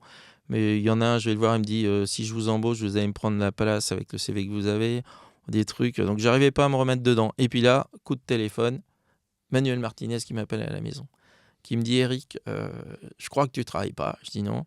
Il me dit j'ai mon copain Alex qui reprend la Tour Eiffel parce qu'il veut récupérer l'étoile, il a besoin de bons gars. Et j'ai envie que tu ailles bosser avec lui. Je lui dis chef, je dis moi je veux bien y aller, mais je veux être à la sauce. Ouais. Et je veux être à la sauce, je veux pas être au poisson parce que j'ai mes problèmes d'allergie toujours. Et je veux être chef de parti. J'avais 25 ans. Non, j'avais un peu moins. J'avais 22 ans. Là, il me dit non, mais ça va pas la tête. 22 ans, tu vas pas être chef de parti. J'ai dit chef, vous m'embauchez, vous me laissez faire. On fait un essai. Au bout de 3 mois, si ça va pas, je rétrograde et je fais autre chose. Je redeviens commis. Bon, et je suis rentré à la Tour Eiffel, au Jules Verne, comme ça, à 22 ans, Deal. en chef de parti, cuisson et sauce. Et voilà. Et ça, c'est un grand... Aussi, là, une grande connivence avec Alain Rest, qui était passionné d'art, qui faisait une cuisine très terre-mer. À l'époque, ça se faisait pas trop. Mais il faisait du chevreuil au Saint-Jacques, des trucs comme ça. Il venait d'Alsace. Donc ma mère était alsacienne. Donc moi, à chaque fois, je récupérais. Le chef était chasseur, j'étais chasseur. Il était de Toulouse, je venais de Toulouse. Et j'avais des accents. C'est aussi une manière d'adaptabilité. C'est une adaptabilité. Ouais, voilà. On les a tous, ces axes. Après, on est capable ou pas de les mobiliser, quoi. Et du coup, là aussi, il a très vite senti la sensibilité, je pense, parce qu'il m'a emmené sur tous les plateaux télé. C'est-à-dire que dès qu'il faisait un truc en extérieur, c'était toujours moi. Et bon, je présentais bien. Je faisais toujours les trucs bien propres, bien machin. Donc j'allais toujours avec lui. Et là, lui, il m'a aussi appris beaucoup, d'abord sur la créativité et après sur l'image. Parce que lui, il faisait très attention à son image. C'était toujours très chic, très machin. Et du coup, ça m'a vraiment appris ça aussi. C'est-à-dire que oui, je suis cuisinier, mais en fait, il faut que je fasse attention à moi. Mais à cette époque-là, aujourd'hui, on en parlerait comme d'une évidence, mais à cette époque-là, c'est une sacrée intuition. Parce que là, on se parle du début, c'est un peu avant les années 2000. 90. Ouais, c'est ça. 90, 92. Il n'y a pas de... Ah non, on n'est pas du tout dans ce monde-là. On n'est pas du tout, à part Maïté et Robuchon, justement, il n'y a aucune représentation médiatique. Après, il y a tous les Bocuse et tout, mais plus magazine, mais je veux dire, médiatiquement parlant. Non, il n'y avait pas grand-chose. Non. Il n'y avait pas grand-chose. L'image, tu penses pas. On faisait les trucs de l'après-midi, là, Vincent Perrault. Ouais. On faisait ça, ou alors on faisait Télématin. Perrault, ouais. On faisait Télématin avec Beccaro. Des trucs comme ça. Très bien. Ouais. On faisait ces émissions-là. Ouais. Et voilà. Et là, je reste 2 ans et demi avec Alain Rex. Alors, c'est toute cette période-là, on n'en a pas parlé là, mais quand même, mais en 86... Donc moi, je rentrais à École hôtelière en 85. En 86, donc après mon premier stage d'école hôtelière, c'est aussi l'année 16 ans, l'année de mon premier permis de chasse. Et mon père me dit, on va aller sur les traces de ton grand-père. Je t'emmène chasser la caille en Espagne. Première semaine de septembre. Et là, donc moi, c'est le truc ultime, quoi. Avec les chiens, c'est une chasse de puristes, des petits oiseaux. J'avais fait ça avec mon grand-père, donc en plus, c'était un grand moment. Et coup de sécheresse, déjà à l'époque. Et ils avancent la chasse de 15 jours. Donc la chasse tombe après le 15 août. Moi, j'étais en stage école hôtelière, pas moyen d'y aller. Donc gros coup de bambou aussi, là. Et papa me dit, trouve-nous autre chose. Donc je regarde dans tous les magazines de chasse, de machin. Enfin, j'étais un peu au courant de tout quand même. Et à part aller tirer des pigeons en Irlande ou des trucs comme ça qui m'intéressaient pas, je voulais pas tuer des oiseaux, moi. C'est pas mon truc, ça n'a jamais été mon truc. Moi, ce que je voulais, c'était un truc de puriste avec mon chien, avec mon père, avec une vraie philosophie derrière. Et puis là, on trouvait pas. Puis papa me dit, mais dis donc, je suis allé avec ta mère au domaine de Rochevillaine en vacances. Et on a fait une promenade dans un truc, c'est des marécages, ça s'appelle la Brière. Et là, le gars qui nous a promené en barque nous a dit qu'il commençait à chasser le 14 juillet. Il me dit, je crois que j'ai gardé la carte de visite. Drôle. Et là, il trouve la carte de visite, il appelle le gars, c'était un bistrot, il appelle le gars, il lui dit, Monsieur Guérin et son fils, est-ce qu'on pourrait venir chasser ? Et le gars, il dit, oui, bien sûr. Donc, il s'attendait à un monsieur de, 70 ans, avec son fils de 45, 50. Et en fait, moi, j'avais 16 ans. Et papa en avait 40, quoi. C'est là, ça a planté la graine. On arrive en Brière. À l'époque, il n'y avait même pas les autoroutes de Nantes et tout. Nous, on passe par la Bretagne. Enfin, c'était l'expédition. On arrive en Brière. Au bout de, je crois qu'on a dû mettre 6 heures pour y aller. On arrive dans ce petit village de Fédrin qui était un truc un peu à l'abandon, que des vieilles chaumières. C'était vraiment le bout du monde, quoi. Moi, je savais pas du tout où on arrivait. On arrive, ils étaient en plein mariage, en plus Briéron. Donc, ils disent, non, c'est le mariage. Donc, on chasse pas pendant 2 jours. Qu'est-ce qu'on va faire ? Et papa, il leur dit, puisqu'on est là, maintenant, on peut venir avec vous. Donc, on se retrouve au routier du coin à bouffer des terrines et des machins pendant 2 jours avec eux. Allez, hop, au gros plan. Donc, forcément, ça crée des liens. Et puis, au bout de ces 2 jours-là, moi, je pars sur une barque avec leur fils qui avait 14 ans. Moi, j'en avais 16. Qui braconnait tout ce qu'il pouvait, chasse, pêche, tout ce qu'on veut. Et mon père part avec le beau-fils de la maison. Et là, moi, j'étais déjà habitué à l'Afrique, j'étais habitué aux chasses en Afrique, j'étais habitué à la nature. Et là, je rentre dans un monde totalement différent. Il fait nuit, il est 4h du matin, 4h30. On est en début septembre, là. Peut-être on partait à 5h, je sais pas. Enfin bref, il fait nuit. Là, j'entends les cris. Alors, il y a les ragondins qui pleurent comme des gosses. Il y avait à l'époque, il y avait plus d'oiseaux qu'aujourd'hui. Mais du coup, il y avait plein de bruits assez différents que je connaissais pas. On est sur l'eau. On s'installe dans le noir et puis le jour se lève et puis il y a les canards qu'appellent parce qu'on mettait les appelants. Donc il y a tout ça aussi, le chant des oiseaux qu'il faut apprendre à reconnaître parce qu'un oiseau, il va pas chanter de la même manière quand il y a un oiseau qui arrive de droite, de gauche, de machin, tout ça. Moi, je connaissais pas. Bon, le gamin, il m'apprend tout ça. En plus, je suis avec un gamin, tu vois. Génial.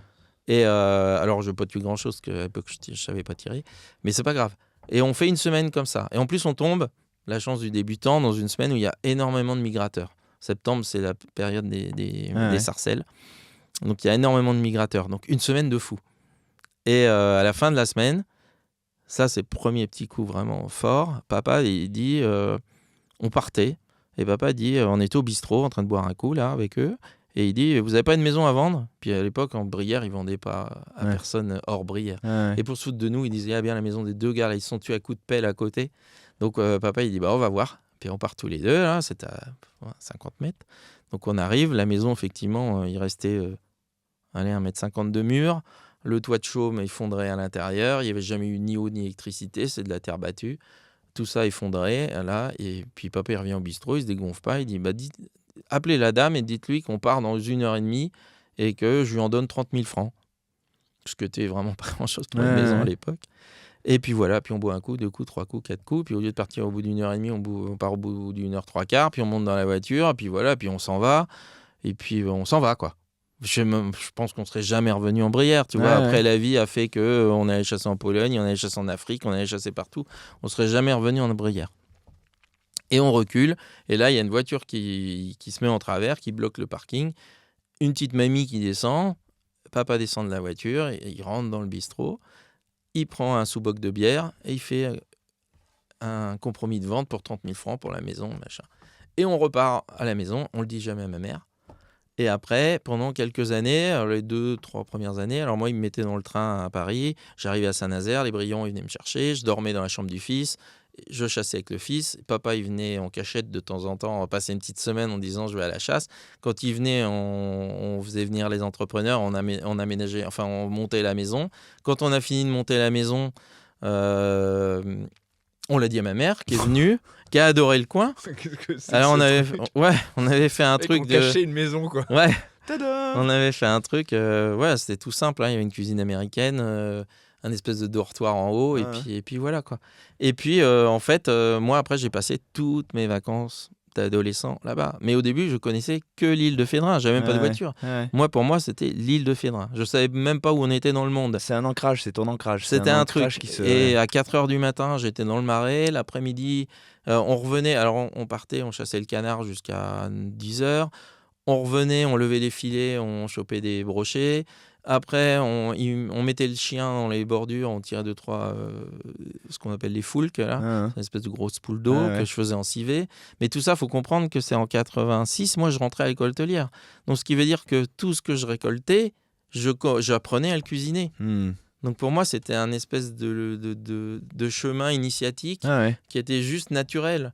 Je devenais Et puis chasseur, tu le pêcheur, rencontres aussi cueilleur, avant de cuisinier, Mais quoi. ouais. Et puis avant de commencer à apprendre, là on se Mm. parle d'un flashback qui finalement était un fil rouge Ouais. et qui a été le point de départ quand même Ouais. de l'histoire de la C'est ça. cuisine. Et Mm. toi, tu vas vivre toutes les choses que tu nous as racontées jusque-là. Et moi, je suis toujours à Paris dans cette espèce de monde un peu hostile. Ouais. Et d'un seul coup, quand j'en peux plus, ça m'arrivait souvent, 1h du matin, je prenais la bagnole, parce qu'après j'ai eu le permis quand même. Ouais. Je prenais la voiture, à l'époque on roulait un peu plus vite qu'aujourd'hui. 4 heures après, j'étais dans mes marais. J'avais un petit canard que j'avais apprivoisé, j'avais même plus besoin de lui mettre un fil à la patte. Il montait sur l'avant de mon chaland. Et le chaland, c'est les barques à fond Ouais. plat qu'on a là-bas. Et à 4 heures du matin, j'avais quitté Paris, le centre de Paris, 4 heures avant. J'étais sur l'eau avec tous ces espèces de bruits autour. Mon petit canard qui était devant, qui faisait qui était tout content, qui remuait de la queue parce tu lui avais que donné un nom ou pas? non, je me souviens plus de ça. Alors, Et je moi j'ai eu une partais- oie comme ça. Ouais, et je Ouais. partais comme ça. Ouais, j'en ai eu après. Et je partais comme ça. Je me rentrais dans ma petite cache en roseau, là. Et je passais 4 heures, 5 heures juste à... Et je disais toujours à l'époque, c'est le seul endroit où on entend voler les hirondelles. Et c'est vrai qu'au lever du jour, il y a un moment où il y avait une espèce de bruissement qui arrivait de loin, là, mais hyper fort. Ça faisait... Et en fait, tu voyais mais des centaines d'hirondelles qui arrivaient, qui étaient allées dormir ailleurs, qui arrivaient sur le marais. Ouais. Et ça faisait un bruit incroyable, quoi. Et c'était magnifique, quoi. Et voilà, et ça m'a donné, quand j'en parle, ça me fait encore des frissons. Ouais. En fait, tout vient de là, cette espèce de... D'abord la maison, le côté artistique, et puis après les oiseaux, la bruyère, la nature. Et en fait, je trouvais mon équilibre dans tout ça. Et puis après, j'ai eu ma bagnole. Mes premières copines, je les emmenais là. Tu vois, c'était aussi cette liberté. J'ai ma maison, j'ai ma voiture. Ouais. Je vais cueillir mes trucs. Je vais te faire à manger ce que je tue. Je les emmenais dans le marais avec moi. Il y avait cette espèce de liberté. Et puis après, j'ai découvert la Baule à côté. En même temps que je découvrais la Baule, c'est le moment où j'ai commencé à sortir pas mal à Paris. Donc je suis devenu aussi un oiseau de nuit. Ouais. Et après, Toujours les oiseaux. ouais, et après j'ai eu un espèce de moment assez long, enfin toute la période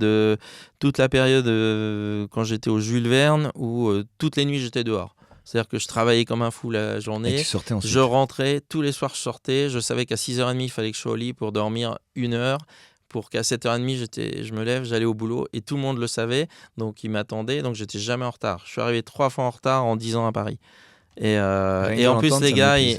ils le savaient, donc tu sais. Ouais. Et en fait moi j'avais cette espèce de truc et tous les après-midi j'étais en salle de sport. Donc j'étais en plus, je Mais buvais tu pas carbu- une, c'est je- quoi qui je te- buvais pas une goutte d'alcool, Ouais. je prenais pas de carburant comme on prend maintenant là. Ouais. Ça n'existait pas ça à l'époque.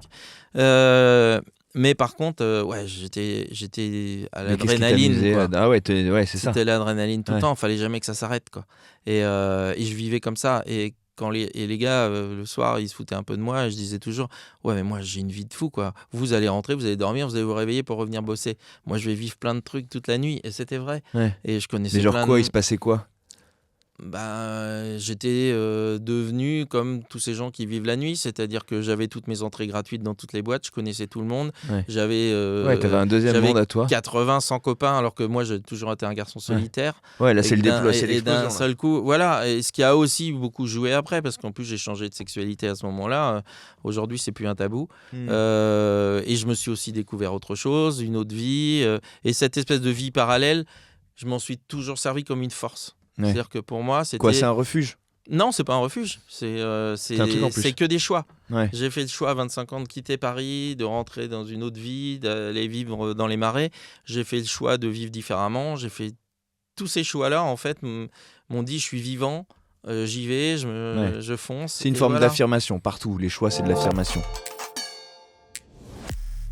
Ouais, Ça, c'est-à-dire qu'à un fiancé. moment, je me suis dit, en fait, la richesse de la vie, c'est qu'à n'importe quel moment, tu peux te dire, je suis pas celui que je suis. Tu vois ? C'est-à-dire. On te formate, Ouais. tu as des convictions.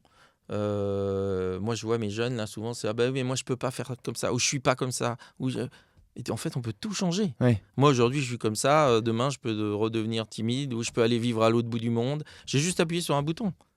Et le fait, à 25 ans, de dire...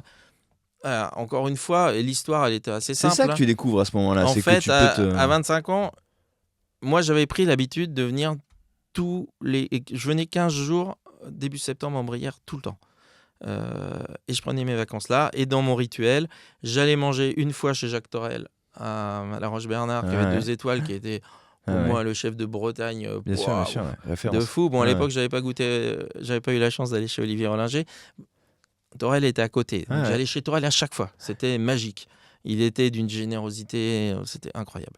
Et puis je mangeais toujours à l'auberge du Parc, qui était la petite chaumière dans le village, où ils faisaient des cuisses de grenouilles, des pigeons, Ouais. et tout le truc.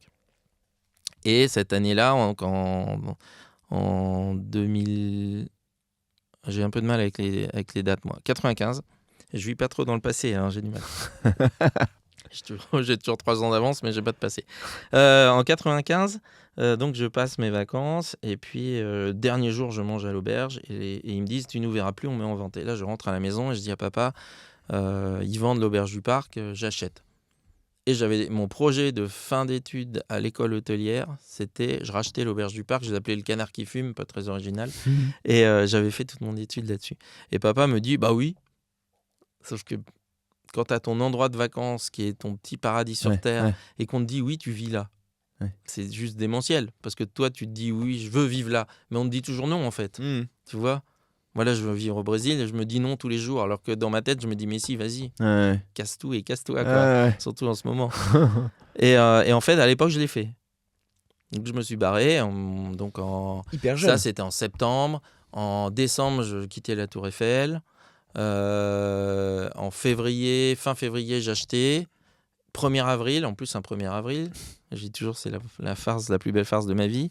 1er avril, j'étais dans le restaurant qui s'appelait l'Auberge du Parc et que j'avais mis en dessous la mare aux oiseaux. Parce que, et le premier travaux que j'avais fait 3 mares dans le jardin, qui n'était pas un jardin à l'époque, c'était un peu un terrain vague, mais j'ai fait 3 mares et j'avais acheté plein d'oiseaux, plein de canards exotiques qui chantait dans mon jardin. Drôle. C'était mon bonheur plus que le reste.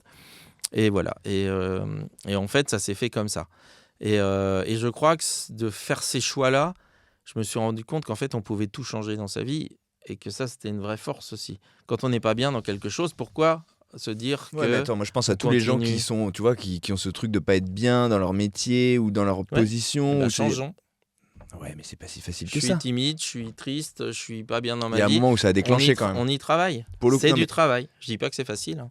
Tu parles de ça au moment où tu parles de la nuit.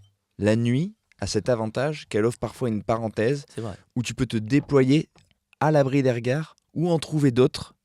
Et c'est là que souvent, dans ce genre d'endroit, on se révèle. Oui, mais attention, parce qu'à la nuit, il y a beaucoup de camouflage aussi. Non, mais bien sûr, bien sûr. Non, mais je dis la nuit, tu peux tomber dans l'alcool, tu peux tomber dans la drogue, tu as des amis, mais c'est pas des vrais amis. Bien sûr. Ou c'est des amis de la nuit, en fait. Ça permet de shifter aussi. C'est pas la même chose. Mais bien sûr. Mais en fait, moi, j'avais les deux. C'est-à-dire que je vivais la nuit, je connaissais tout Paris, voilà. du palace au boy, au queen après, à tous ces trucs, les Ah, guettas, les machins, les trucs comme ça. Et, Et la cuisine le jour. même si aujourd'hui on n'a plus le droit, j'étais tout en banane avec Palmade, avec toutes ces équipes-là, Muriel Robin, tous ces gens-là, quoi. Et on fréquentait ces gens-là. Et le jour, j'étais dans ma cuisine très stricte, qui a coupé mes carottes, là. Et en même temps, c'était marrant parce que je me rappelle quand j'étais au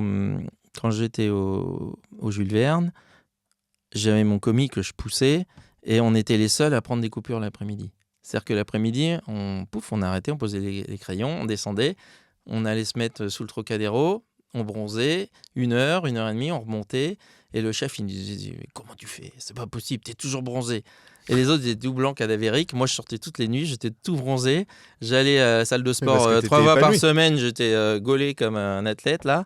Et en même temps, je m'épanouissais dans mon boulot, quoi. C'était un truc de dingue. J'étais tout le temps, j'avais tout le temps la wash, j'étais tout le temps poum, poum, poum. Et quand je partais en vacances, j'allais en Brière où je me levais à 4h du matin. T'avais trouvé tes endroits. L'après-midi, je dormais sur la plage 2 heures, je me faisais beau, je bronzais, machin. Et puis à 17h, 18h, je retournais dans le marais, puis je me remettais au poste, je me faisais 2-3 petits canards, machin. Et puis quand je rentrais à 20h, 21h, on partait manger à la Baule, on sortait en boîte de nuit. Et quand je rentrais à 4h du matin de la boîte de nuit, les gars, ils allaient dormir. Moi, je remontais dans mon bateau, je retournais chasser. Donc j'avais l'impression d'être tout le temps en vie, quoi. C'était jamais, je perdais pas un instant. Bon, après, des fois... Aujourd'hui, mon âge. On peut plus faire ça. On peut plus faire ça parce que moi, rien qu'en l'écoutant, je suis fatigué. Quoi ? Non. Ah, si. Là, depuis 3 semaines, j'enchaîne les journées à dormir 3 heures, 2h30. Non. Je devrais un peu m'arrêter. En tout cas, c'est ce que la science conseille, tu sais. Mais j'ai toujours aimé ça. Voilà, c'est comme ça. C'est marrant, ça. Comment tu vas rentrer dans cette, dans cet écrin, dans cet endroit dans lequel tu vas t'approprier, que tu vas façonner. Quels enjeux tu as envie de mettre, justement, quand on bascule, on achète, quand on tourne une page, parce que mine de rien, tu passes de Paris, d'une frénésie. On sent que la frénésie ne s'est jamais trop éloignée, même en se déplaçant. Si. Mais de fait, c'est plus la même vie, là.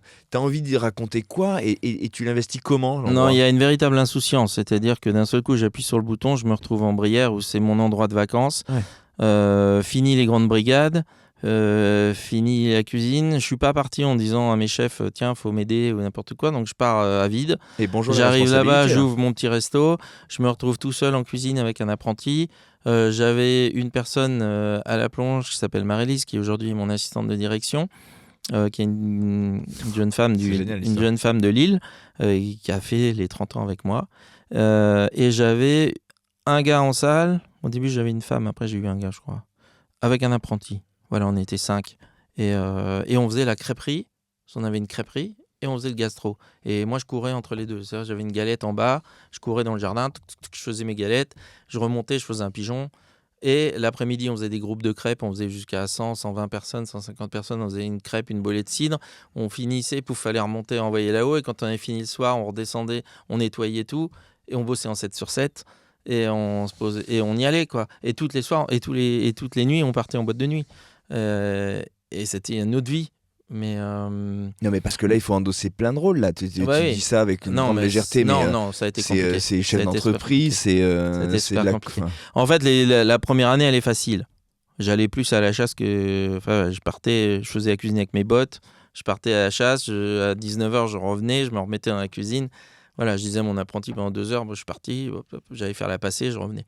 Et puis en fait, j'étais content, j'allais faire du ski nautique, je vivais au bord de la mer, au bord des marais, c'était magnifique. Juste, j'avais pas de clients. Mais ça, à l'époque, moi, je savais pas trop ce que c'était non plus. Et puis après, d'un seul coup, faut payer les charges, faut payer la TVA, faut payer machin. Les fournisseurs, les mecs, ils commençaient à t'appeler, t'oses plus répondre au téléphone. Et puis tout ça s'enchaîne. Et puis voilà, et puis surtout en Brière, tout se ferme. Les endroits où j'avais le droit de chasser, j'ai plus le droit. On me tire dessus en me disant retourne chez toi, parisien. En fait, tout devient hostile. Le personnel, c'est pas facile parce qu'à l'époque aussi, j'avais pas accès à des personnes forcément. Voilà. Et puis j'avais pas de fournisseur non plus. Parce que comme j'étais de l'autre côté de la Brière et que c'était hors des chemins courants, en fait, personne ne voulait me livrer.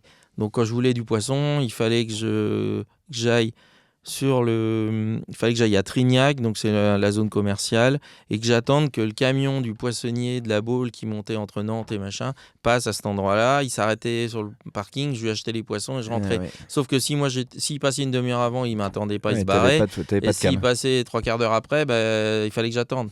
Et des fois, je savais pas s'il était passé, pas passé. Donc, j'arrivais pas à avoir ce que je voulais. Enfin, c'était une galère sans nom. Et j'étais tout seul en cuisine avec mon apprenti. Donc, il fallait pas non plus que j'y passe trop de temps. Ouais. En plus, j'avais pas de vraie cuisine. J'avais une espèce de fourneau que m'avait filé l'école hôtelière d'Orvaux. Mais il n'y avait plus qu'une plaque qui marchait. Alors, j'avais mis des camping-gaz de chez Métro, là, espèce de truc qu'on allume comme ça pour faire du feu. Et j'étais comme ça. Et voilà, et on a avancé comme ça. Et en 99, donc ça faisait 4 ans et demi que j'étais là, les banquiers disent à mon père, bon allez, ça suffit maintenant, votre fils, il n'y arrivera jamais, on arrête tout, voilà. Et papa me dit, ben voilà, je leur ai demandé de te laisser aller jusqu'à la fin de ton bilan. Comme j'avais acheté en février, c'était fin février, et à la fin de ton bilan, on arrête. Et moi, j'ai dit à papa, pour moi, c'est un échec. J'ai toujours dit que si j'avais un échec, j'arrêtais. Donc, je change de métier, j'arrête tout. Je ne sais pas ce que je vais faire, mais à ce moment-là, ce n'est pas la question. C'est juste, j'arrête tout. Donc, je quitte la Brière.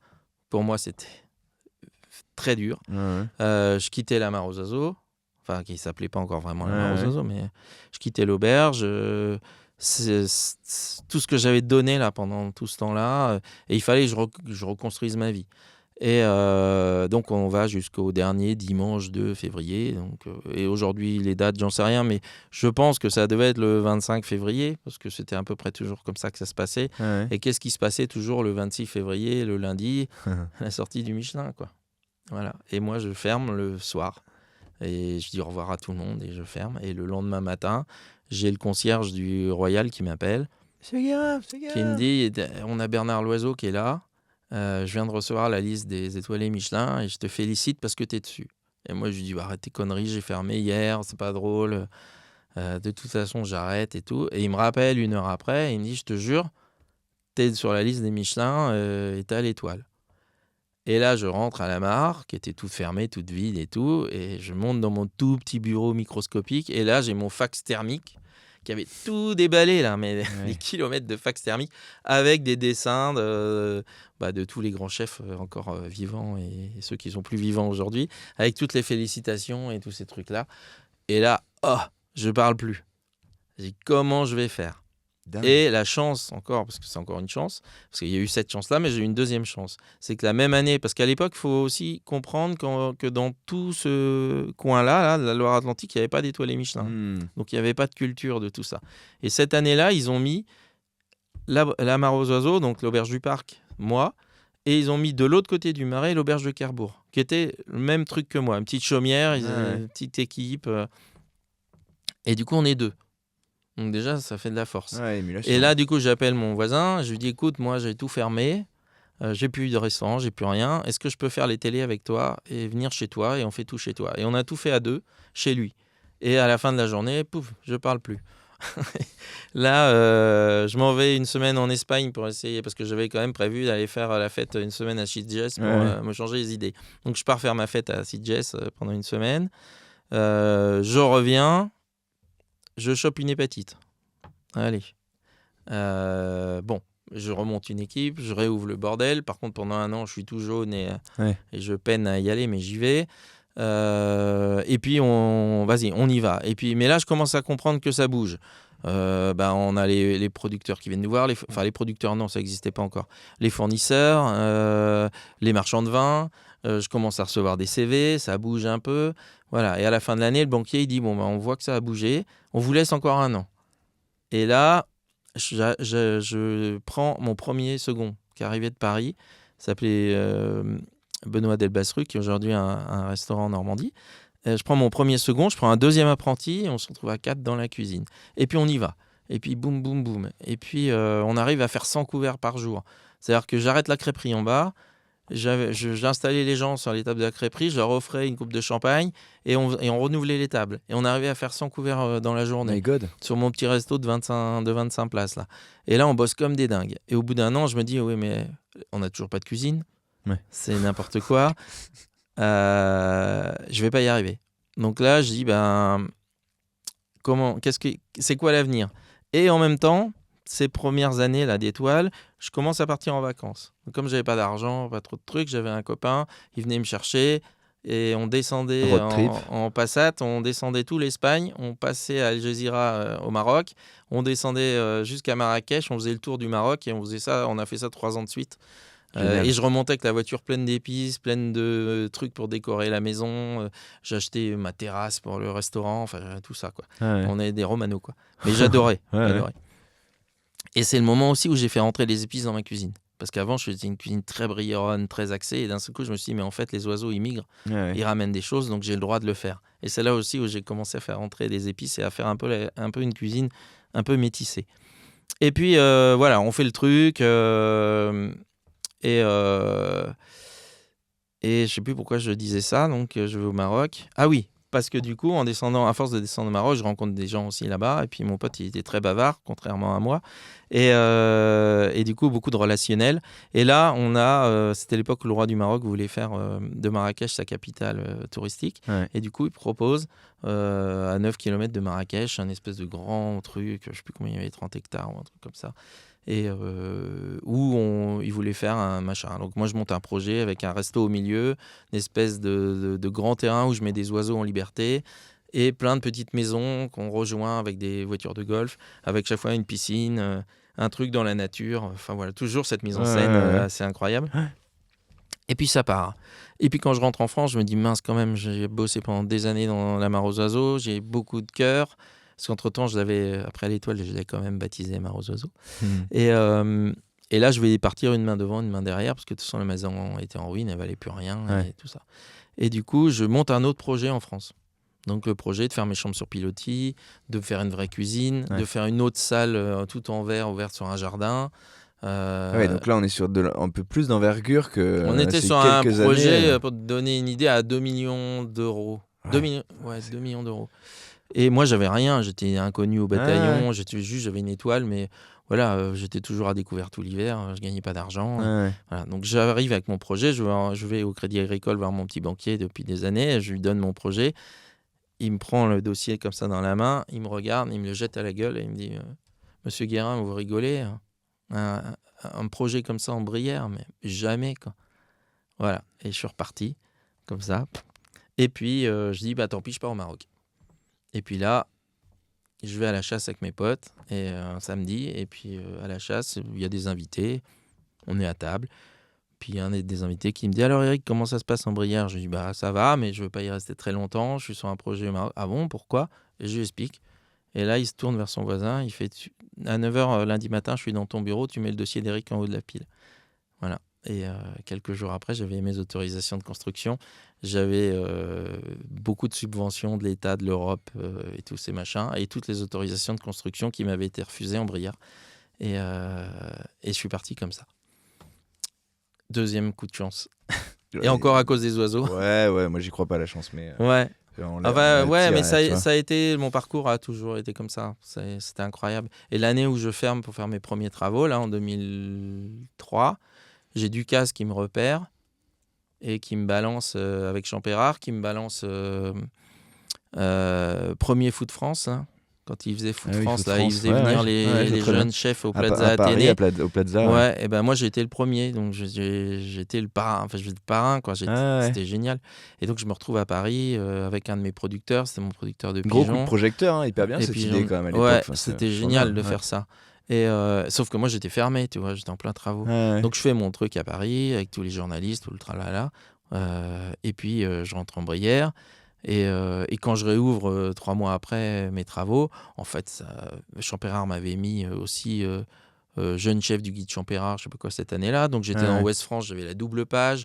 J'étais dans tous les magazines, j'avais la grosse page parce que c'était sponsorisé par Badois à l'époque. Donc j'avais la grosse page Badois avec ma tête. Ça faisait le tour de tous les magazines, ça a été envoyé dans le monde entier. Et en fait, ça m'a boosté mon truc, ça a été dingue, quoi. Et là-dessus, On a vraiment du temps parce que j'ai encore beaucoup d'histoires. On a 12 minutes. On n'a même pas le temps de parler de cuisine. On a dans 12 tout ça. minutes. Bah, tu Mais rigoles, ça, on parle c'est que de riche, quoi. cuisine. Et en fait, à ce moment-là, quand je fais Food France, j'ai un coup de fil d'un jeune chef qui est de Bretagne. Il s'appelle Jean-Marie, qui aujourd'hui, malheureusement, n'a plus d'étoiles. Et qui avait Youpala Bistro, Ah oui, oui. Bodic, Ouais, exact. qui m'appelle et qui me dit écoute, on a... Yves-Marie. Non, Non, Jean-Marie. Bodic. Ouais, Jean-Marie. Il me dit écoute, Eric, on est en train de. J'ai vu que tu avais fait Food France, et on a une idée, on voudrait monter un truc avec les jeunes chefs de la nouvelle génération. Est-ce que tu veux venir c'est chez moi. Là, il y a une nouvelle vague aussi. Un Ouais. truc que tu dis là quand tu parles des jeunes générations. Là, à ce C'est- moment-là, moi, je ouais. m'en rappelle. Il y a Ouais. des Ça a été trentenaires, incroyable. des Ça a été 25-30 incroyable. ans. Ça commence à être. Donc, Et puis, c'est le début de la médiatisation aussi. Au départ, on est 12. Donc on se retrouve chez Jean-Marie Bodic. Il y avait des gens, il y avait David Zudas, il y avait Gilles Choucroune. Ouais. À l'époque, il y avait Thierry Marx, Etchebest, tous ces gens-là, quoi.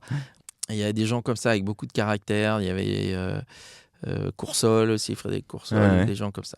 Bon, et là, on monte une association qui s'appelle Génération.c Cuisine Culture.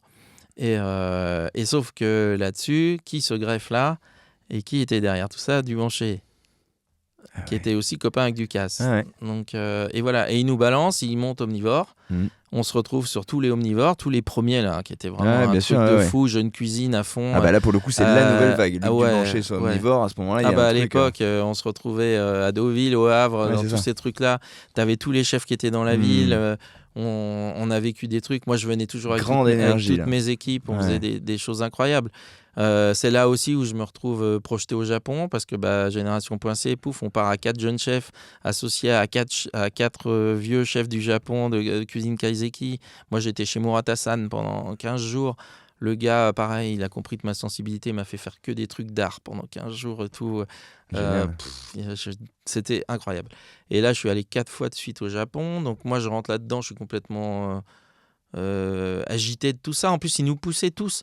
Ils nous disaient, les gars, faut être super créatif, faut y Ouais. aller. On faisait des trucs de fou, quoi. Sauf qu'on vidait nos restaurants. Alors, on était médiatisés à fond, mais on Ouais. vidait les restaurants. Moi, je me rappelle, je faisais une espèce de crevette entourée au soba qui était perchée sur des pics à 30 cm au-dessus de l'assiette avec un guacamole de pistache, des trucs. Ouais. Bon, bref. On est loin. Ouais. Très loin. Et à l'époque, je faisais des dashi, Ouais. plein des cuissons, des assaisonnements froids. Tout ce qui aujourd'hui est super à la mode. Hein. Sauf Ouais. qu'à l'époque, les gens, la cuisine japonaise comme ça, Bah déjà, ils connaissent pas. ils en voulaient pas. Pas les clés, Non, pas et de puis rien du ils tout. en voulaient pas. Non, non. C'était pas du tout au fait du truc, quoi. Donc forcément, mon resto se vide. Donc déjà, j'en ai parlé avec Olivier Belin à l'époque, avec Mhm. Alexandre Gauthier, tout ça. On dit ouais, pourquoi ça se vide? Bah oui, mais on est en train de faire On des est trucs. parti trop loin, les gars. Ouais, on est en train de faire des trucs. Alors, il y a des gens comme Alexandre qui me disaient moi, je m'en fous de la clientèle de proximité, je vise l'international. Olivier, il avait besoin pour vivre de la proximité. Moi, j'avais besoin pour vivre de la proximité. Donc, on discutait plus terroir, plus des Ouais. trucs un peu. Et cette espèce de mouvement dans Génération.c où tous les mois ou tous les 2 mois, il fallait qu'on se retrouve à un endroit, chez un chef. On prenait la démarche de sortir de chez nous. Il faut penser qu'à l'époque, on était des jeunes chefs, on était totalement isolés. On était dans nos maisons avec nos problèmes. Et là, d'un seul coup, on bougeait. On allait découvrir. Un coup, on était à Annecy chez Laurent Petit. Le coup d'après, on était chez Zudas à Dijon. Ils faisaient venir les producteurs, les artisans du coin. Ouais. Et puis à chaque fois, on était un peu plus nombreux. C'est l'émulation, c'est le principe d'émulation. C'était Hein, fou. tu racontes Et on un était truc, tous jeunes, on avait tous les mêmes problèmes, les Ouais. mêmes envies. La bulle d'oxygène. Ouais. Tu respires. Il y avait tu- Arnaud Lallemand, il y avait Ouais. tous les gens qui aujourd'hui sont Plutôt installés. sauf ceux qui se sont fait sauter la tête entre temps. Hein. Voilà, et c'était super parce que pour moi, c'est mes plus belles années de cuisine. Parce qu'on était dans le partage, on était dans la découverte, on était dans le relationnel, dans l'humain.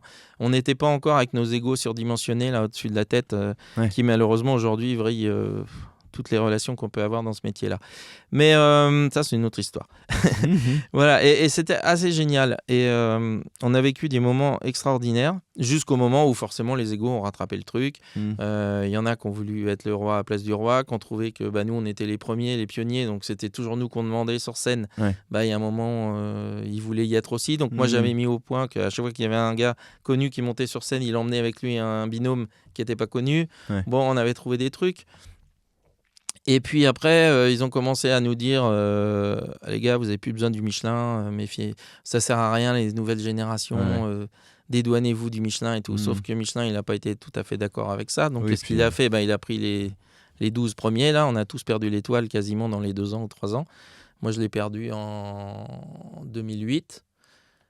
Donc ça, c'était une grosse claque parce qu'on était en pleine puissance. Moi, j'étais sur un projet de 4 millions d'euros chez moi. Forcément, là, tu décris une ascension. Oui, c'était faramineux.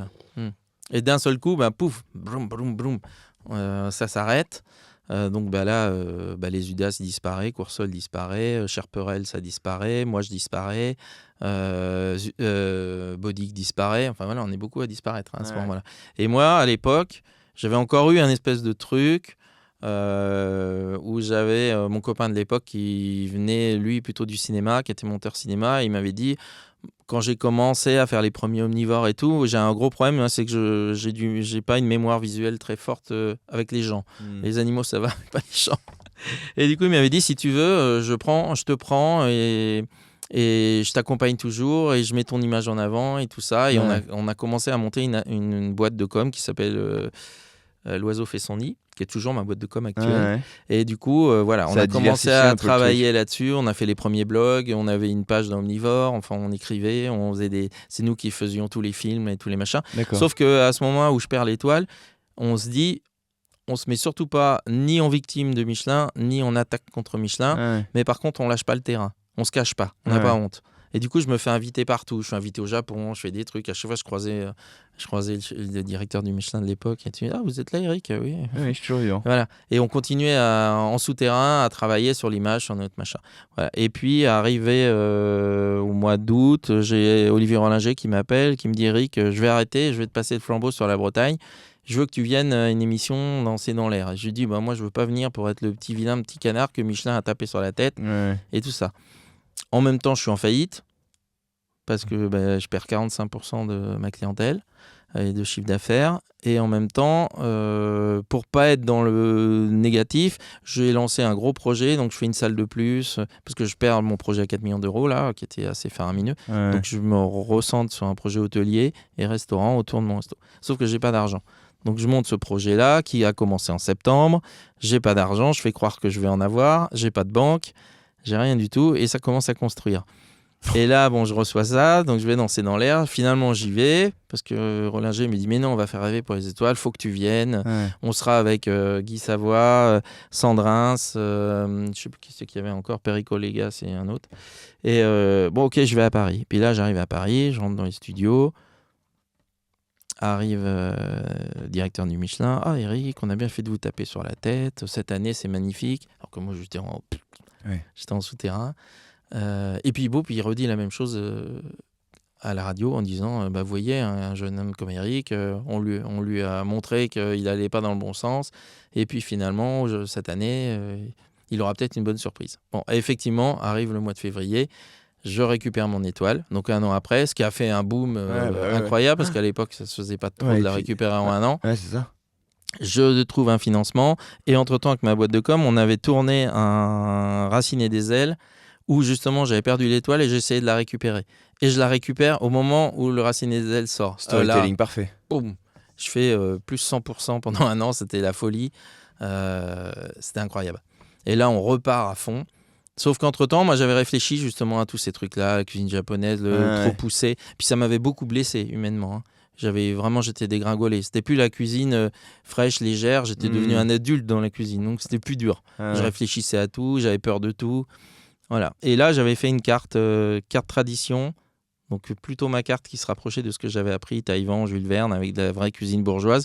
Et à côté, tu avais la carte, la mienne.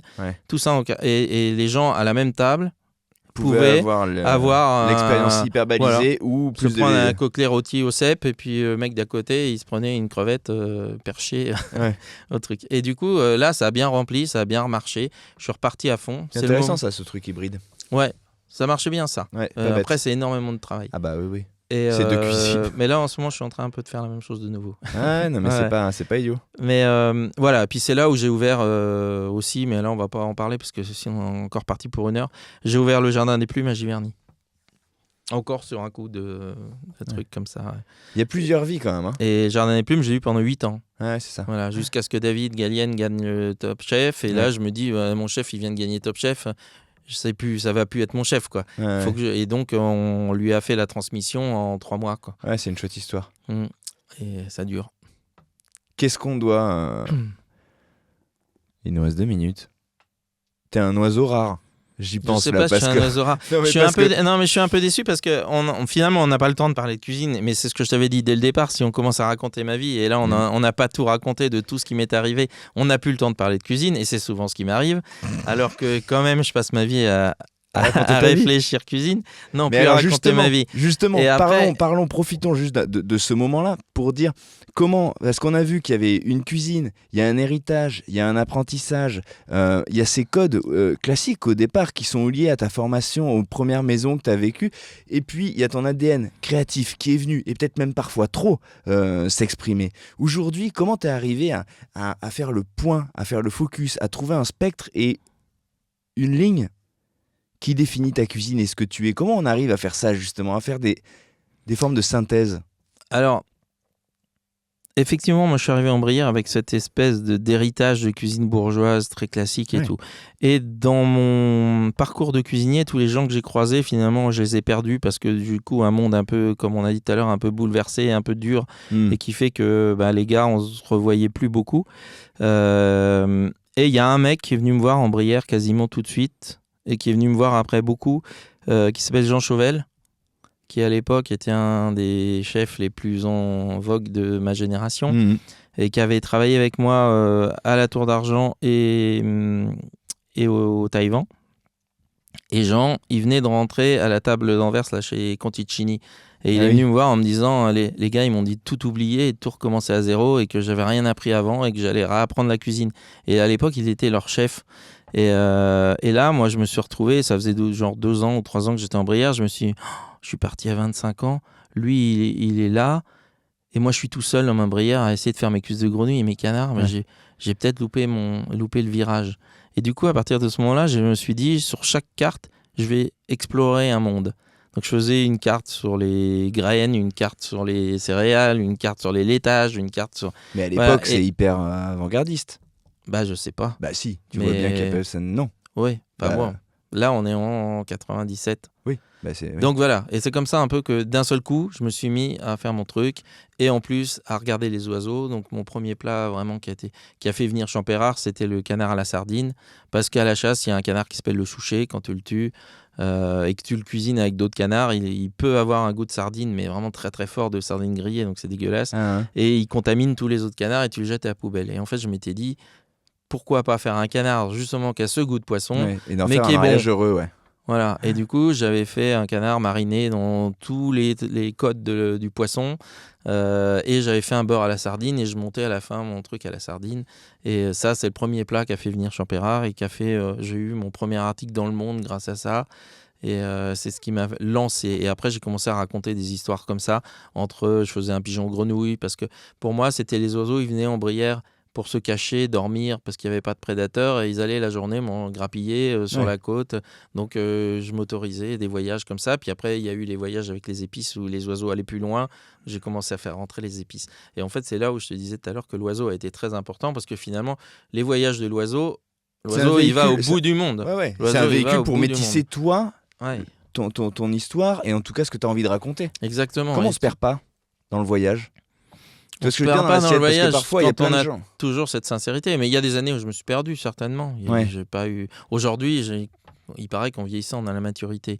Aujourd'hui, c'est vrai que j'ai une ligne de conduite de ma cuisine qui est beaucoup plus droite, et qui a été un peu aussi vraiment traversée par cette période où j'avais fait cette double cuisine, la cuisine traditionnelle et la cuisine. Alors, j'ai perdu toute une aura de chef créatif, peut-être, où j'étais dans les médias, les machins, parce que je faisais ça, tu vois. Mais après, dans les faits, si chez toi, ça frappe à côté... Voilà, j'ai rempli la maison, et j'ai fait grossir ma maison. C'est-à-dire que moi, ma maison, aujourd'hui, c'est une maison qui devrait avoir 5-6 générations. Et en fait, c'est moi qui l'ai fait tout seul. Et quand je dis tout seul, c'est pas vrai. Je l'ai fait avec mes gars qui ont Ouais, cru ouais. en moi et qui ont bossé. Et tout ce qu'on fait, Oui, mais à ta manière. on le fait Pour nous-mêmes. Le coup, c'est ta manière. et Là, à chaque fois, j'ai jamais un banquier qui a voulu me prêter de l'argent parce qu'ils n'y ont jamais cru. Et à chaque fois, j'ai commencé mes travaux. Et ça, je le dis pour les jeunes chefs parce que je l'ai dit à Alexandre Gauthier à un moment quand il n'arrivait plus à trouver de l'argent. Je lui ai dit, tu fais tes travaux.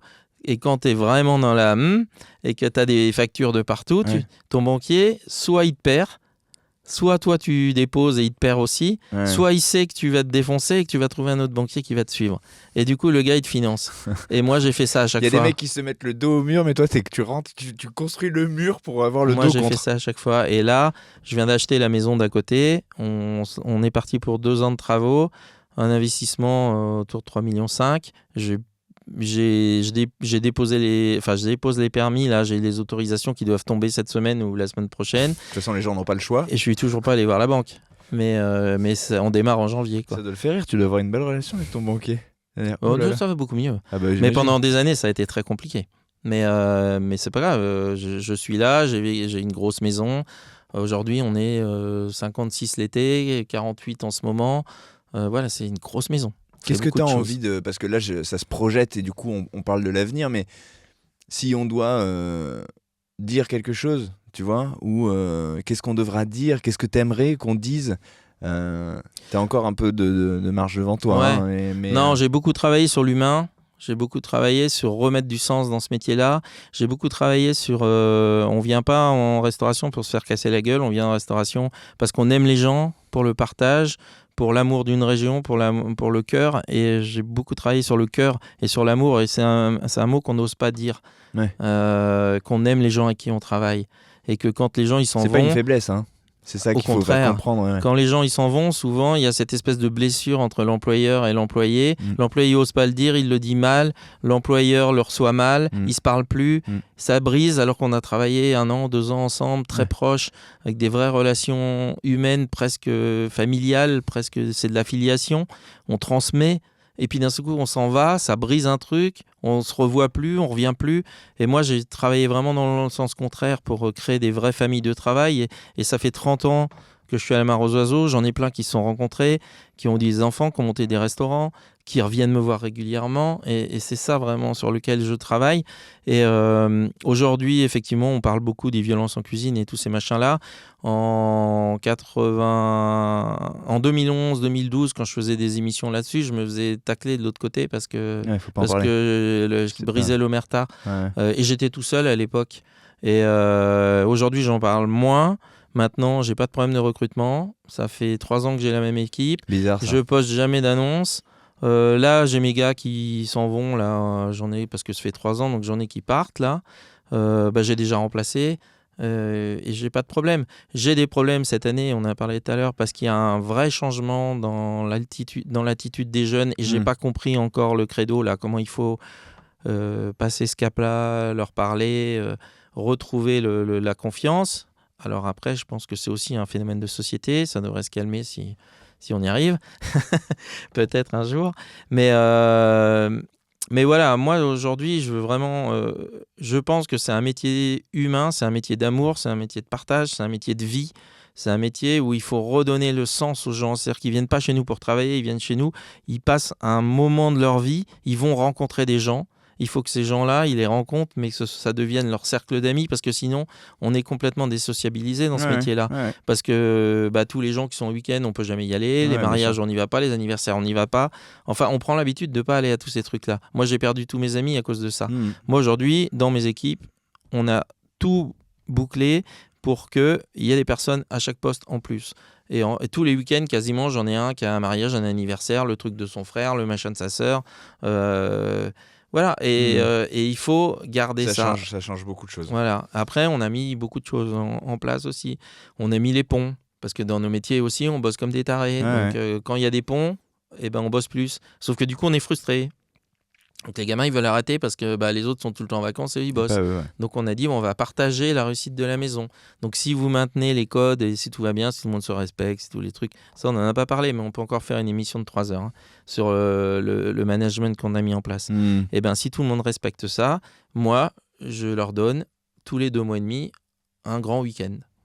Et voilà, là, on va faire le 11 novembre. Bah, derrière, on ferme et ils ont un grand week-end. Ouais. Il y en a un en mai, au milieu de tous les ponts, là, pour qu'ils puissent se poser 4 jours ou 4 jours et demi. Il y en a un en juillet et il y en a un en septembre. Et ça, c'est des objectifs. C'est pas gagné. Ouais. On va les chercher. Et on a mis plein de trucs comme ça en place qui font que effectivement, Qu'on on doit s'en se sort sentir bien. un peu mieux. Et Ouais. puis peut-être que les gens se déploient parce qu'on ne se parle que de ça depuis le début, c'est de trouver les endroits et le moment pour pouvoir justement faire son choix, Mais l'important, et c'est déployer ses ailes pour le coup. l'important C'est un peu ça déjà. l'idée, quoi. Ouais, mais c'est vrai. Mais c'est pareil. Nous, on bosse. Alors en salle, on leur fait faire du théâtre, mais c'est pas pour rien parce qu'aujourd'hui, les cuisiniers, on en a parlé tout à l'heure. Avant, on était les grouillots. Là, on était derrière. On parlait pas aux serveurs. On avait le droit de rien. Aujourd'hui, on est les rois du monde. Ouais. On C'est veut la parler salle qu'on qu'aux doit cuisiniers, rattraper. Ouais, la ouais. salle, personne n'en parle. Et on va manger dans les restaurants. Moi, je mange dans les restaurants tous les jours. Enfin, dès que je suis en congé, je suis au resto.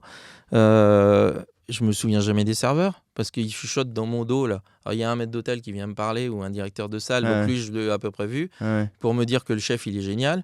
Mais voilà, mais autrement, il se passe rien. Ouais, il faut réincarner ça. Moi, chez moi, je veux que chaque gamin, quand il a une table, il a sa posture, sa position et il a ses différences.